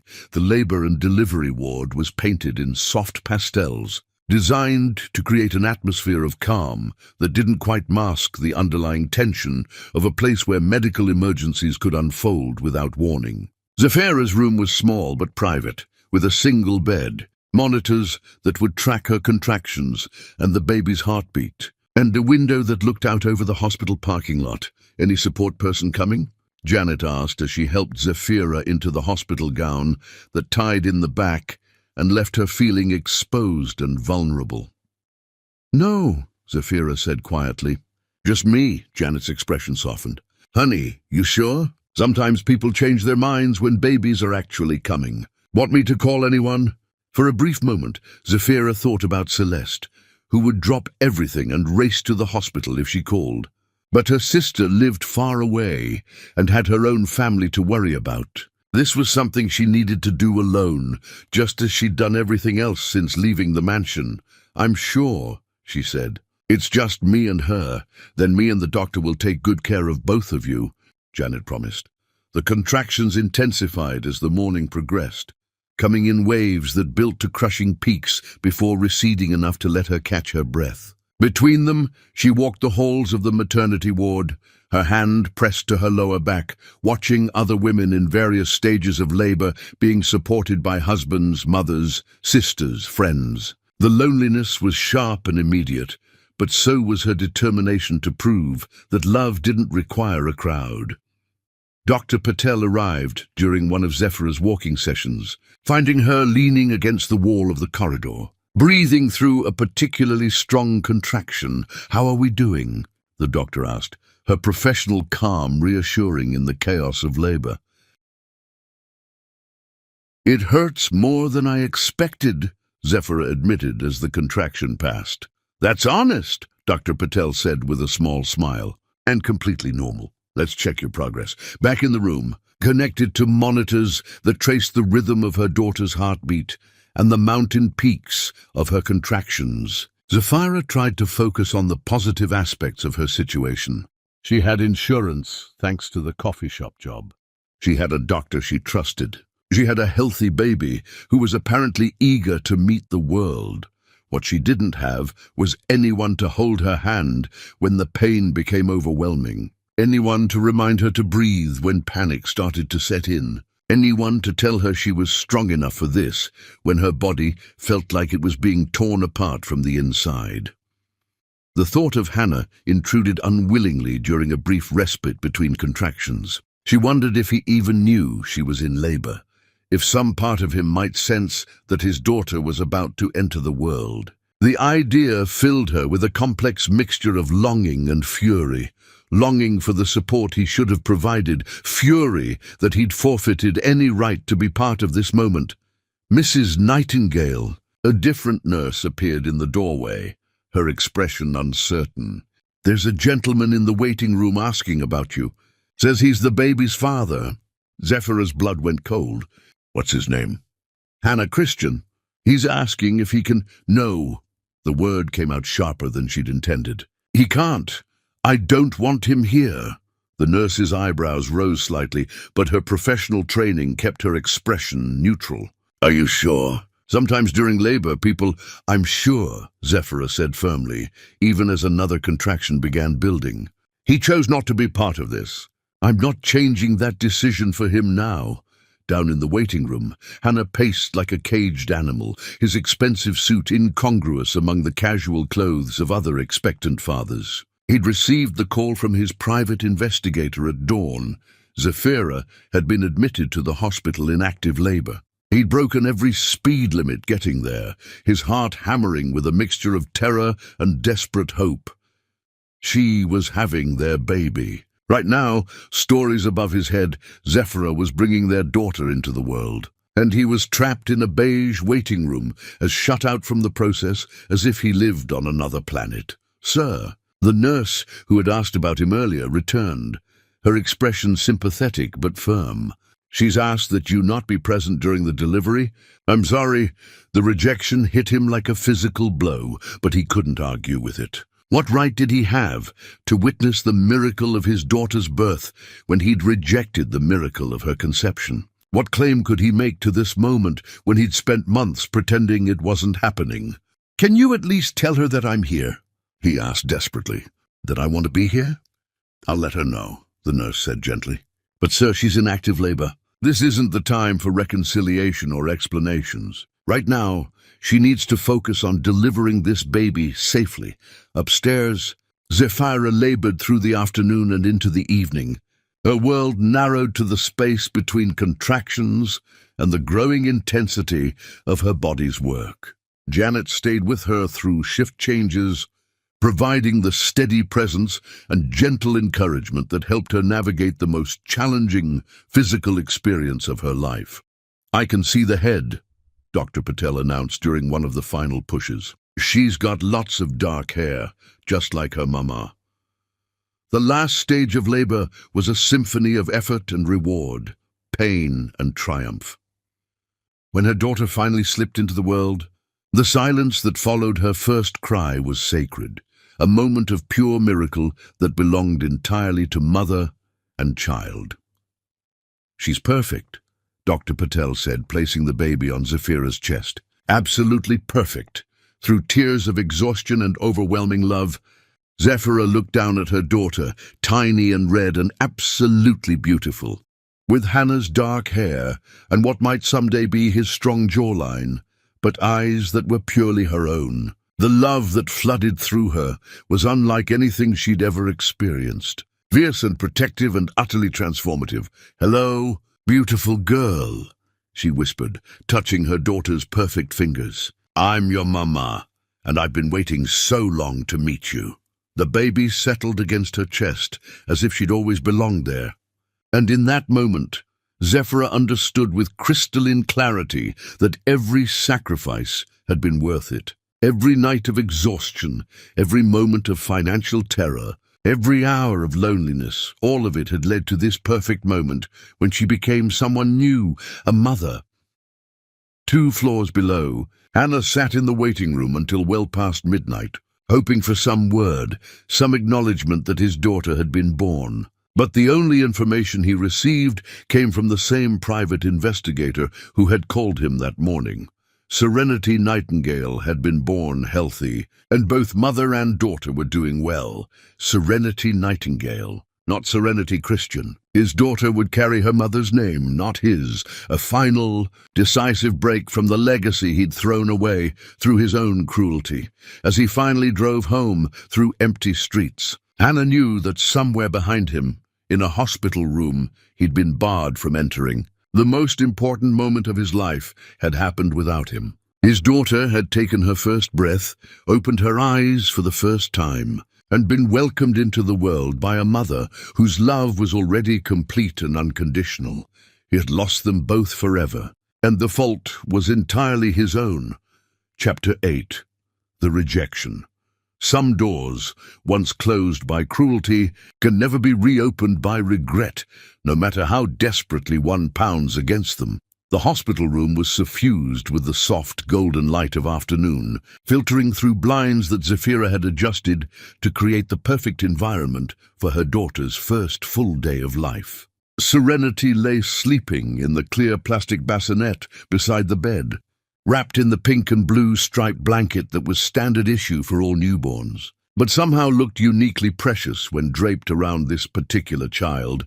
Zafira couldn't stop staring at her. Every few minutes, she found herself reaching out to touch a tiny hand or stroke the soft down of dark hair that crowned Serenity's perfect head. The wonder of it, that she had created this perfect human being, that this child was hers to love and protect, hadn't faded even slightly since the moment of birth.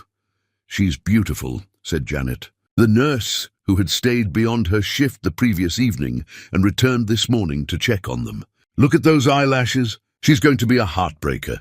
"She's going to be strong," Zafira corrected gently. "Strong and independent and never afraid to stand up for herself, like her mama," Janet said with a knowing smile. A soft knock interrupted their conversation, and Dr. Patel appeared in the doorway with a clipboard and the efficient manner that characterized her rounds. "How are my 2 favorite patients today?" she asked, moving to check the monitors that had tracked Zafira's recovery through the night. "Good," Zafira said, though the word didn't begin to capture the complex mixture of exhaustion, euphoria, and overwhelming protectiveness that had settled over her. "She's been nursing well, sleeping between feedings. I think we're figuring each other out. That's exactly what should be happening," Dr. Patel confirmed, making notes on her chart. "Any pain? Excessive bleeding? Concerns about healing?" Zafira took inventory of her body, which felt foreign after months of pregnancy and the intensity of labor. Everything ached in ways she hadn't expected, but there was also a sense of accomplishment, of having completed something monumentally important. "I'm sore, but nothing that feels wrong," she said. "More like I ran a marathon." "That's a pretty accurate comparison," Dr. Patel said with a laugh. "Your body has done incredible work. Give yourself time to heal, both physically and emotionally. This is a major life transition." Before Zephyra could respond, another knock came at the door, this one more hesitant, uncertain. Janet moved to answer it, and Zephyra heard her speaking in low tones to someone in the hallway. When the nurse returned, her expression was carefully neutral. "Mrs. Nightingale, there's someone here to see you, Mr. Christian. He's asking if he can visit with you and the baby." The peace that had settled over the room evaporated instantly. Zephyra felt her entire body tense, her protective instincts flaring like a mother animal sensing a threat to her young. "No," she said immediately. "I told you yesterday I don't want him here." "I know," Janet said gently. "But he's been in the waiting room since early this morning. He says he just wants to see the baby for a few minutes. Sometimes after birth people reconsider." "I haven't reconsidered anything," Zephyra said firmly. "He made his choice months ago. This is mine." Dr. Patel looked between the nurse and her patient, clearly sensing the undercurrents of a complex situation. "Mrs. Nightingale, if you don't want visitors, that's your absolute right. No one can force you to see anyone during your recovery." "Thank you," Zephyra said, relief flooding through her. "Please tell him to leave." But even as Janet went to deliver the message, Zephyra could feel her resolve being tested. Part of her, a small, treacherous part, wanted to see Hannah's face when he looked at their daughter for the first time, wanted to witness the moment when he understood what he'd rejected, what he'd thrown away in his arrogance and cruelty. The larger part of her, the part that had grown strong during months of solitude and struggle, knew that opening that door even a crack would be a mistake. Hannah had forfeited his right to witness these precious early moments. He didn't get to show up now and claim a connection he'd spent months denying. Later, as she was attempting to nurse serenity through the awkward choreography of new motherhood, another knock came at the door. This time it was Dr. Williams, the hospital's patient advocate, a woman Zephyra had never met but who radiated the kind of professional competence that suggested she was accustomed to navigating difficult family situations. "Miss Nightingale, I'm sorry to disturb you," Dr. Williams said, entering with a manila folder under her arm. "I wanted to speak with you about Mr. Christian's request to see the baby." "I've already said no," Zephyra said, her voice sharp with fatigue and frustration. "How many times do I have to refuse?" "I understand your position completely," Dr. Williams said, settling into the chair beside the bed. "And legally you have every right to control who visits during your hospital stay. However, I wanted to make sure you understand the full situation." Zephyra adjusted Serenity's position, grateful for the excuse to avoid eye contact while her emotions churned. "What situation?" "Mr. Christian is listed as the father on the birth certificate you filled out. That gives him certain legal rights that will eventually supersede hospital visitation policies." The words sent a chill through Zephyra's chest. "What kind of rights?"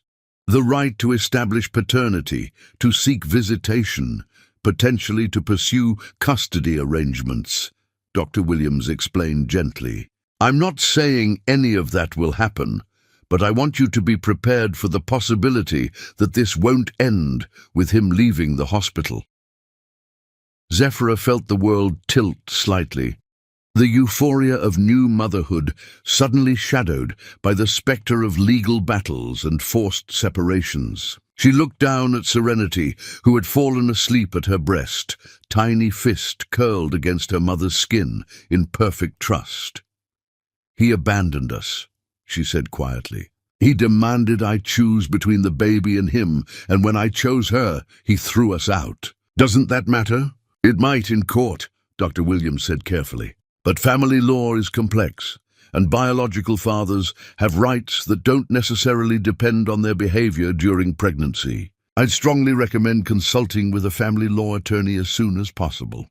The conversation left Zephyra feeling vulnerable in ways she hadn't expected. She'd spent months building a life that didn't depend on Hannah, creating a bubble of safety and independence for herself and her daughter. Now the reality of shared biology was threatening to pierce that bubble. As afternoon melted into evening, she found herself staring out the window at the parking lot below, wondering if Hannah was still somewhere in the building, still fighting for access to a child he'd rejected before she was even born. The answer came with the dinner cart, when Janet appeared with a tray of hospital food and an expression that suggested she was the bearer of news Zephyra wouldn't want to hear. "He's still here," the nurse said without preamble. "Mr. Christian. He's been in the family consultation room all day, talking to lawyers on his phone. Dr. Williams thinks he might be preparing to file some kind of emergency petition." Zephyra's appetite disappeared instantly. "To do what?" "To establish immediate visitation rights," Janet said gently. "I'm sorry. I know this isn't what you want to hear, especially not when you should be focusing on recovery and bonding with your baby." The injustice of it was overwhelming. After months of managing everything alone, the pregnancy, the medical appointments, the financial stress, the emotional labor of preparing for motherhood, Hannah could potentially swoop in with expensive lawyers and demand access to the child he'd never wanted. What would that mean? Zephyra asked, her voice barely above a whisper. "I don't know," Janet admitted. "But honey, maybe you should consider seeing him now, on your terms, rather than waiting for a court to force the issue later." The suggestion hung in the air like smoke, impossible to ignore, even though Zephyra wanted to wave it away. She looked down at Serenity, who slept with the absolute peace of someone who trusted completely in her mother's protection. Could she maintain that protection if she continued to refuse all contact with Hannah, or would intransigence now lead to worse complications later? "5 minutes," she said finally, the words feeling like they were being torn from her chest. "He can see her for 5 minutes. But I want a nurse in the room the entire time, and if I tell him to leave, he leaves immediately." Janet nodded quickly. "I'll stay with you. And Dr. Williams can be on standby if needed." A short while later, Hannah Christian stood in the doorway of the hospital room, looking more uncertain than Zephyra had ever seen him. His usually perfect appearance was disheveled, hair uncombed, shirt wrinkled, stubble shadowing his jaw as if he'd forgotten to shave. His eyes went immediately to the bassinet beside her bed, and she watched his face transform as he caught his first glimpse of their daughter. "She's—" He stopped, swallowing hard. "She's beautiful." "She's perfect," Zephyra corrected, her voice steady despite the turmoil in her chest. Hannah took a step closer, his movements slow and careful, as if he were approaching a wild animal that might bolt. Is it okay if I—" "You can look," Zephyra said firmly. "You cannot touch her. You cannot hold her. You can look at what you rejected, and then you can leave." The cruelty of her words was intentional, designed to remind him and herself of the choice he'd made months before. But watching his face as he stared at Serenity, seeing the raw longing and regret that flickered across his features, she felt something unexpected. Pity. "I was wrong," he said quietly, his voice thick with emotion. "About everything. About you, about the baby, about what mattered. I was terrified and selfish and completely wrong." "Yes, you were," Zephyra agreed. "And admitting that doesn't change anything, doesn't it?" He looked at her directly for the first time since entering the room. "Doesn't the fact that I understand my mistakes matter at all? Understanding your mistakes and living with the consequences of them are two different things," she said. "You don't get credit for figuring out what you should have known from the beginning." Hannah's jaw worked silently, and she could see him struggling with words that wouldn't come. Finally, he spoke again, his voice barely audible. "Can I at least know her name?" "Serenity," Zephyra said. "Serenity Nightingale. Not Christian." "You forfeited that right when you told me to choose between her and you," Zephyra said. "She's mine, Hannah, completely and entirely mine. You're nothing to her but genetic material." The words hit their target with devastating accuracy. Hannah actually staggered slightly, gripping the doorframe for support. "Please," he said, and the broken quality of his voice almost undermined her resolve. "Please don't shut me out completely. I know I don't deserve anything, but she's my daughter too. I want to be part of her life. I want to try to be the father she deserves." "The father she deserves would have been here from the beginning," Zephyra said, her voice growing stronger with each word. "The father she deserves would have supported her mother through pregnancy. The father she deserves would have chosen her the moment he learned of her existence." "I can't change the past," Hannah said desperately. "But I can change the future. I can be better. I can—" "Your 5 minutes are up," Zephyra interrupted, turning her attention back to Serenity, who had begun to stir in her bassinet. "Janet, please show Mr. Christian out." As the nurse moved toward the door, Hannah made one last desperate attempt. "Zephyra, please, don't take away my chance to know my daughter. Don't punish her for my mistakes." She looked at him one final time. This man, who had once been her entire world, and felt nothing but the cold clarity of absolute certainty. "I'm not punishing her," she said. "I'm protecting her from disappointment, from abandonment, from learning that the father who rejected her existence thinks an apology entitles him to her love." The door closed behind him with a soft click, leaving Zephyra alone with her daughter and the absolute conviction that she had done the right thing. Outside in the hallway, she could hear Hannah's voice rising in what sounded like argument, but it faded quickly as he was escorted away from the maternity ward. Serenity opened her eyes then, dark and unfocused, but somehow seeming to look directly at her mother's face. Zephyra lifted her from the bassinet, cradling her against her chest where she belonged. "It's just us, beautiful girl," she whispered. "Just us, and that's all we need." Chapter 9. The Long Road. Time is the cruelest teacher. It shows us exactly who we are when all our excuses have been stripped away.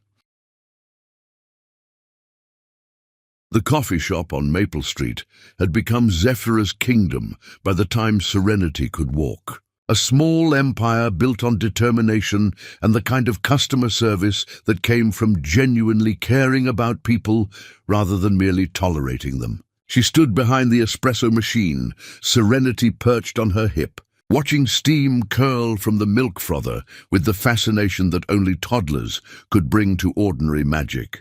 "Mama work," Serenity announced to no one in particular, her vocabulary expanding daily with the confidence of a child who had never doubted her place in the world. "That's right, baby girl," Zephyra said, pressing a kiss to her daughter's dark curls. "Mama's working so we can have our own place and our own things." The apartment above the coffee shop wasn't much larger than the studio they'd left behind, but it was theirs, paid for with money Zephyra had earned herself, furnished with pieces she'd chosen, decorated with Serenity's artwork and the photographs that documented their life together. Every stick of furniture, every dish in the cupboard, every toy scattered across the living room floor represented independence earned through sweat and stubbornness. The evening customers had thinned to a handful of regulars when the door chimed, admitting a figure that made Zephyra's entire body tense with recognition. Hannah stepped inside, older somehow, his face bearing lines that hadn't been there when she'd known him. His expensive clothes hung differently on a frame that looked diminished, as if the weight of his choices had physically compressed him. "We're closing," Zephyra said immediately, her arms tightening protectively around Serenity. "I know," Hannah said quietly. "I waited until you were almost done. I didn't want to disrupt your workday." It was a small courtesy, but one that acknowledged the reality of her life in ways he'd never bothered with during their marriage. Still, Zephyra felt no inclination toward gratitude. "What do you want?" she asked bluntly. Hannah's eyes found Serenity, and the naked longing in his expression was painful to witness. The little girl stared back at him with the frank curiosity of childhood, unafraid but uninterested, as if he were simply another customer who might or might not tip well. "I wanted to see her," he said, "to see how she's growing." "She's growing fine," Zephyra replied. "Healthy, happy, smart, and completely unaware that her biological father exists. I intend to keep it that way." The words hit their mark. Hannah flinched visibly but didn't retreat. Zephyra, it's been a while. Don't I think what? She interrupted. That you've suffered enough? That time somehow erases the choice you made? That I should reward your regret by giving you access to the child you rejected? Serenity, sensing tension in her mother's voice, began to fuss slightly. Zephyra immediately shifted into the soothing rhythm that had become second nature. Gentle swaying, soft humming, the kind of maternal comfort that comes naturally to women who have never questioned their child's worth. She looks like you, Hannah said softly, watching the interaction with something approaching reverence. She looks like herself, Zephyra corrected. She's her own person, with her own personality and her own future. A future that doesn't include you. The finality in her voice should have ended the conversation, but Hannah seemed determined to push against boundaries that had been firmly established. The legal papers you filed, he said carefully, terminating my parental rights. I haven't signed them. Zephyra went very still. The documents had been her attorney's idea, a legal severing of any claim Hannah might have to Serenity's life, supported by evidence of abandonment during pregnancy and his complete absence from the child's life since birth. They'd been sitting on his lawyer's desk for months. Then you'll be in contempt when the court order comes through, she said evenly. Your signature is a formality, not a requirement. I know, he said, but I wanted to talk to you before I signed them. To ask you to consider supervised visitation instead. I could see her occasionally, for short periods, with whatever conditions you think are appropriate. The audacity of the request was breathtaking. After complete absence, he wanted to stroll back into their lives with a court-approved schedule, as if fatherhood were a hobby he'd temporarily abandoned but now wished to resume. No, Zephyra said simply. She deserves to know her father, Hannah pressed, his voice taking on a desperate edge. She deserves to know a father who wanted her, Zephyra replied. Since that's not you, she's better off without any father at all. I want her now, he insisted. I've learned from my mistakes. I've grown. I can be the father she needs. Zephyra laughed, the sound bitter and sharp. You want her now?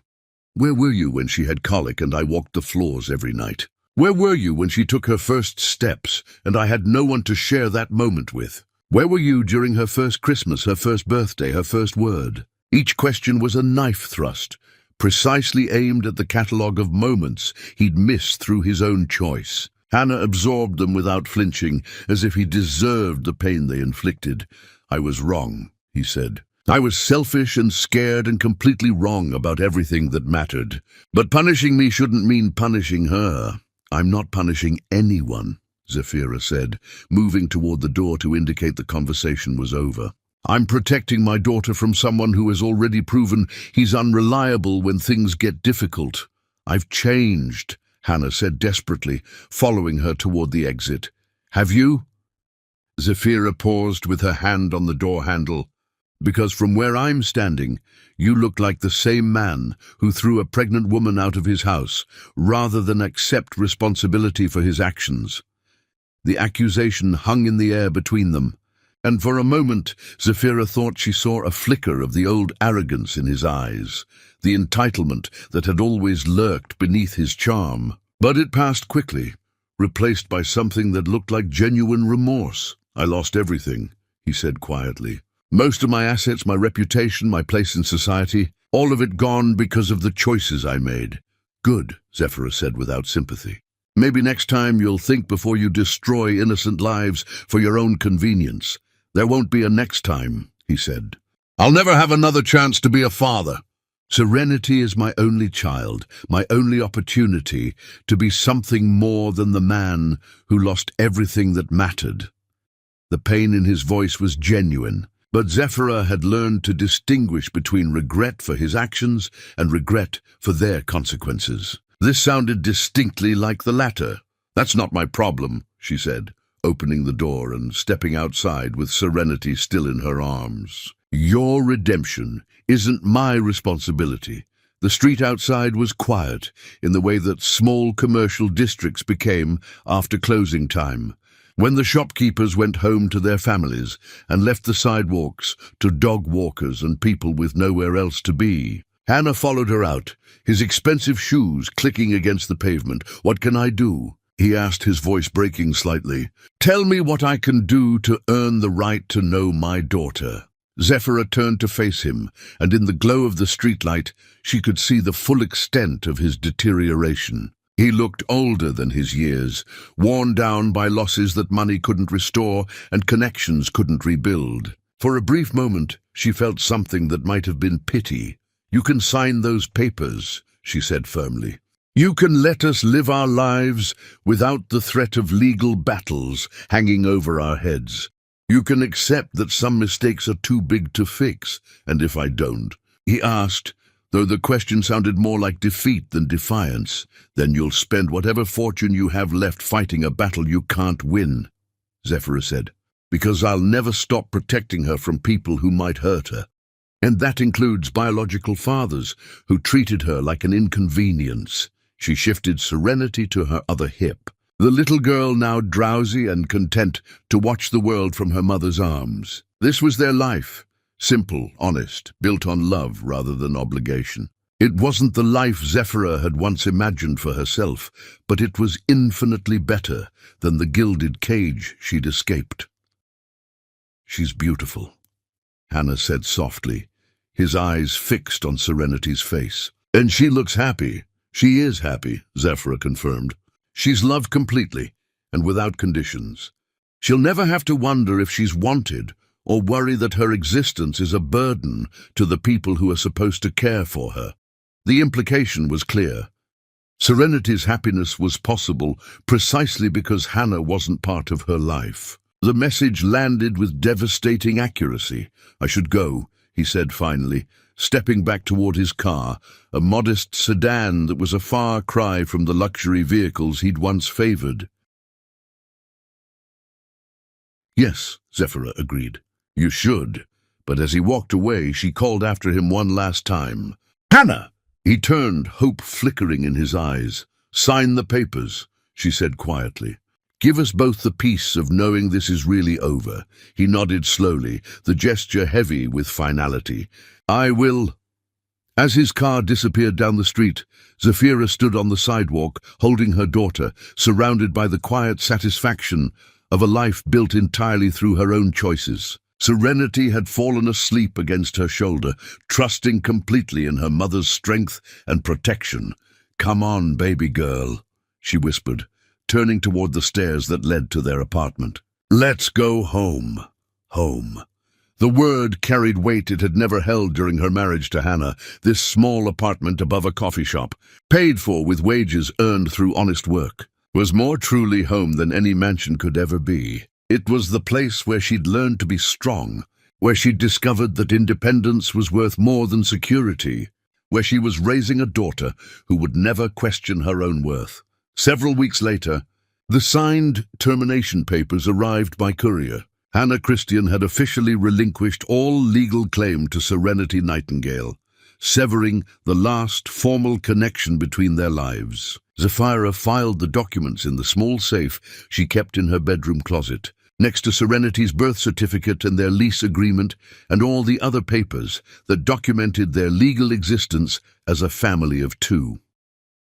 That night, as she tucked Serenity into the toddler bed they'd picked out together, she felt something she hadn't experienced since leaving the mansion: complete and utter peace. The future stretched ahead of them, uncertain but entirely their own, built on the foundation of choices made from love rather than fear. "Sweet dreams. Beautiful girl," she whispered, kissing Serenity's forehead. "Tomorrow we'll keep building our life together." Outside their window, the city hummed with the quiet energy of people pursuing their own versions of happiness and success. But inside their small apartment, Zephyra Nightingale had already found both. The woman in the mirror was someone she barely recognized from her days as Hannah's wife. Stronger, more confident, utterly self-possessed. She had built a life with her own hands, raised a daughter who knew only unconditional love, and proved that happiness didn't require luxury to flourish. As she prepared for bed, Zephyra thought about the future she was building for Serenity.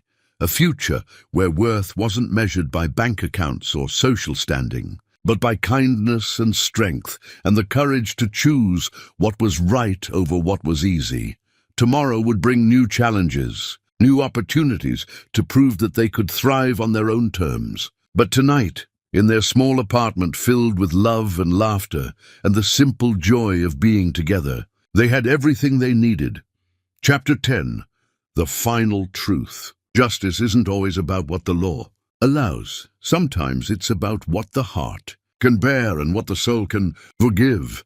The courthouse steps gleamed wet with morning rain as Zephyra climbed them for what she hoped would be the final time. Time had passed since Serenity's birth, and despite the signed termination papers, Hannah had found a legal loophole, a technicality in the documentation that his expensive attorneys had exploited to petition for supervised visitation rights. Now, on this grey morning that matched her mood, she would face him one last time in front of a judge who would decide their family's future. Celeste walked beside her, providing the silent support that had become invaluable during the months of legal preparation. Serenity skipped between them, her small hand warm in Zephyra's, chattering about the ducks they'd seen in the courthouse fountain. Her daughter was all curiosity and energy, completely unaware that her entire future hung in the balance of whatever decision would be made in the next few hours.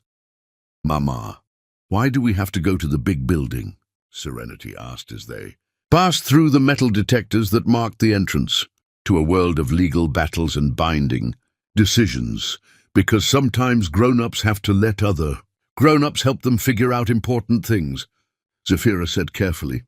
She'd spent weeks preparing for this day, but no amount of preparation could ease the knot of anxiety that had taken permanent residence in her chest. The family court waiting area was a study in institutional beige, filled with uncomfortable chairs and the quiet desperation of people whose most intimate relationships had become matters of public record. Zephyra settled into a seat near the window, Serenity immediately climbing into her lap with the easy confidence of a child who had never doubted her welcome anywhere. Mrs. Nightingale, a young woman in a crisp suit, approached with a manila folder and the brisk efficiency of someone who dealt with family trauma as a matter of professional routine. "I'm Rebecca Davis, the court-appointed advocate for your daughter. I wanted to speak with you briefly before we go in." Zephyra had been dreading this conversation, the clinical evaluation of her fitness as a mother, the scrutiny of their small but happy life, the possibility that a stranger's assessment could override everything she'd built through love and determination. "How is Serenity handling all of this?" Rebecca asked, settling into the adjacent chair while keeping her voice low enough that curious ears couldn't overhear. "She doesn't know what's happening," Zephyra said honestly. "I've tried to keep her routine as normal as possible. She's never met her father, never asked about him. In her world, families are just mothers and children and the people who care about them." Rebecca made notes on her clipboard, her expression carefully neutral. "And how would you feel about court-ordered visitation? If the judge determines that contact with her biological father would be in Serenity's best interest?" The question hung in the air like a blade suspended over everything Zephyra had worked to protect. She looked down at her daughter, who was now drawing pictures on the back of a legal document with a crayon Rebecca had provided, completely absorbed in creating something beautiful from blank space. "I would comply with whatever the court orders," Zephyra said carefully. "But I want it on record that I believe exposing her to someone who abandoned her before birth will do more harm than good." "Noted," Rebecca said.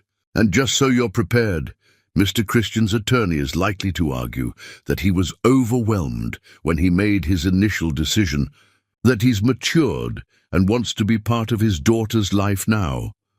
"Mr. Christian was a grown man when he threw me out," Zephyra replied evenly. "Old enough to understand the consequences of his choices. Being overwhelmed doesn't excuse cruelty." Before Rebecca could respond, a bailiff appeared in the doorway. "Nightingale versus Christian," Judge Harrison presiding. Courtroom 3. The courtroom was smaller than Zephyra had expected, but somehow that made it more intimidating rather than less. Every seat was filled with observers, reporters who had caught wind of the story, curious court watchers drawn by the drama of wealth and abandonment, and a surprising number of women who looked like they might be there to show solidarity with a single mother fighting to protect her child.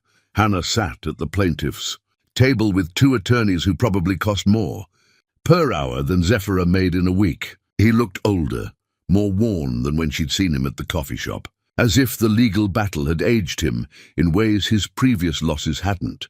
When their eyes met across the courtroom, she saw something she'd never seen in him before. Genuine fear. Judge Harrison was a woman with silver hair and the kind of direct gaze that suggested she'd heard every excuse and seen every variation of human failure that family court could offer. She reviewed the case files with methodical precision before addressing the room. This case involves a petition for supervised visitation rights by the biological father of a minor child, she began, her voice carrying the authority of someone accustomed to making decisions that would reshape lives. The child has had no contact with the petitioner since birth. The mother terminated the father's parental rights through legal documentation, but the petitioner is challenging the validity of that termination. The legal proceedings that followed were a careful dance of evidence and testimony that reduced their relationship to a series of documented facts. Anna's attorney painted a picture of a man who had panicked when faced with unexpected responsibility, but had since grown into someone ready to embrace fatherhood. They presented evidence of his financial stability, his lack of criminal record, his completion of parenting classes that he'd taken voluntarily. Zephyra's attorney countered with the timeline of abandonment. How? Hannah had not only rejected the pregnancy, but demanded she choose between the child and their marriage. How he'd provided no support during pregnancy or after birth. How he'd had no contact with Serenity until she was walking. They presented photos of Zephyra working while pregnant, medical records showing she'd attended every prenatal appointment alone, documentation of the financial struggle she'd endured while building a stable life for her daughter. Your Honor, Hannah's attorney said during his closing argument, my client acknowledges that he made mistakes early in this process, but he's asking for the chance to build a relationship with his biological daughter under whatever supervision the court deems appropriate. Denying him that opportunity would deprive both father and child of a meaningful connection. Your Honor, Zephyra's attorney responded, my client has created a stable, loving environment for her daughter without any contribution from the biological father, introducing a man who has already demonstrated his willingness to abandon. This child, when circumstances become difficult, serves no one's best interest except his own. When the attorneys finished their arguments, Judge Harrison turned her attention directly to Zephyra. Mrs. Nightingale, I'd like to hear from you directly. You understand that this court generally believes children benefit from relationships with both biological parents when those relationships can be maintained safely. Zephyra stood slowly, feeling the weight of every person in the courtroom focused on her words. She thought of all the nights she'd worked while pregnant, all the moments of joy she'd experienced alone with Serenity, all the times she'd been both mother and father because no one else had been willing to share the responsibility. Your Honor, she began, her voice steady despite the magnitude of the moment, I understand the court's position, and I want to be clear that I don't oppose Mr. Christian having contact with our daughter out of spite or anger. She paused, looking directly at Hannah for the first time since entering the courtroom. I oppose it because I've spent her entire life protecting Serenity from disappointment and abandonment. Because I've built her entire sense of security around knowing that the people in her life chose to be there, not because a court ordered them to be there. But Mrs. Nightingale, Judge Harrison said gently, don't you think children have a right to know their biological parents? I think children have a right to be wanted, Zephyra replied, her voice growing stronger.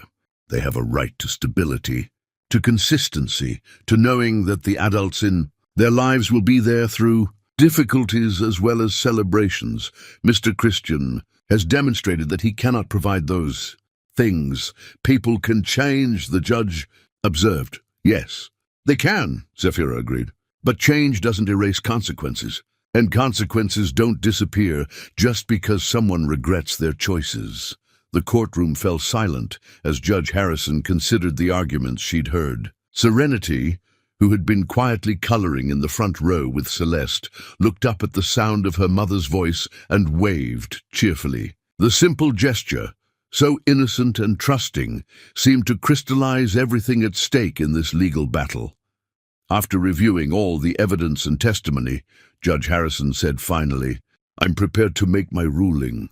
Zephyra felt her heart hammering against her ribs as the judge continued. "Mr. Christian, you have established your biological paternity, and the court recognizes that biological parents generally have rights to maintain relationships with their children. However, this court is also bound to consider the best interests of the child above all other considerations." Hannah leaned forward in his chair, hope and desperation warring in his expression. "Therefore, I am granting limited, supervised visitation rights to Mr. Christian, 1 hour per month, in a neutral location, with a court-appointed supervisor present. These visits will be subject to review and can be terminated immediately if they prove detrimental to the child's well-being." Zephyra felt the world tilt slightly, but she remained standing, her spine straight and her dignity intact. She had known this was a possibility. Her attorney had prepared her for the likelihood that biological rights would trump emotional arguments. "However," Judge Harrison continued, and something in her tone made everyone in the courtroom lean forward, "I want to address something that has become clear during these proceedings. Mrs. Nightingale, you have created a remarkable life for your daughter under extraordinarily difficult circumstances. You have provided stability, love, and security without any support from the biological father. That dedication doesn't go unnoticed by this court." The judge turned her attention to Hannah, and her expression hardened slightly. "Mr. Christian, you are being granted an opportunity that many biological fathers in your situation would not receive. You abandoned your pregnant wife and had no contact with your child for her entire life. The only reason you're being given visitation rights is because this court believes in the possibility of redemption, but those rights come with responsibilities." Hannah nodded eagerly, but Judge Harrison wasn't finished. "These visits are not about your convenience or your schedule or your desire for redemption. They are about what is best for Serenity. If you miss appointments, if you create drama, if you do anything that disrupts the stability her mother has built, these rights will be terminated permanently. Do you understand?" "Yes, Your Honor," Hannah said, his voice barely above a whisper. Judge Harrison's gavel fell with finality, and the courtroom erupted in quiet conversation as people processed the decision. Zephyra remained standing for a moment, absorbing what had just happened. She had lost the legal battle, but somehow she didn't feel defeated. As she gathered her things and prepared to leave, Hannah approached her cautiously, his expression a mixture of gratitude and uncertainty. "Zephyra," he said quietly, "I want you to know that I understand the gift you're giving me. I won't waste it." She looked at him, really looked at him, for the first time in years. He was older, humbler, worn down by losses that money couldn't restore. But he was also still the man who had chosen his own convenience over his family's well-being when it mattered most. "This isn't a gift," she said calmly. "This is a court order. And just so we're clear, you can see her for 1 hour a month in a supervised setting. But you will never be her hero. You will never be the parent she turns to when she's scared or hurt or needs comfort. That role belongs to the woman who chose her when no one else would." The words hung between them with absolute finality. Hannah had won his legal case, but they both knew he had lost something infinitely more valuable, the chance to be truly necessary in his daughter's life. As Zephyra walked away, head held high with Serenity's hand clasped firmly in hers, she carried with her the greatest victory of all. She had saved herself, built a life worth living, and raised a daughter who would never question her own worth. The court could mandate visits, but it couldn't manufacture love. It couldn't create the bond that forms between a parent and child through days of showing up, regardless of convenience or personal cost. Outside the courthouse, as they walked toward their car in the gentle rain, Serenity looked up at her mother with the complete trust that came from never having been disappointed by the person who mattered most. "Mama, are we going home now?" "Yes, baby girl," Zephyra said, lifting her daughter into her arms. "We're going home." Home, their small apartment above the coffee shop. Their life built on love rather than obligation. Their future that belonged entirely to them. Court orders notwithstanding, as they drove away from the courthouse, Zephyra caught sight of Hannah in her rearview mirror, standing alone on the steps in the rain, watching them disappear into a life he would forever remain peripheral to. He had fought for the legal right to see his daughter, but he would never have what she had, Serenity's complete and unconditional love. And that, Zephyra knew, was justice of the truest kind.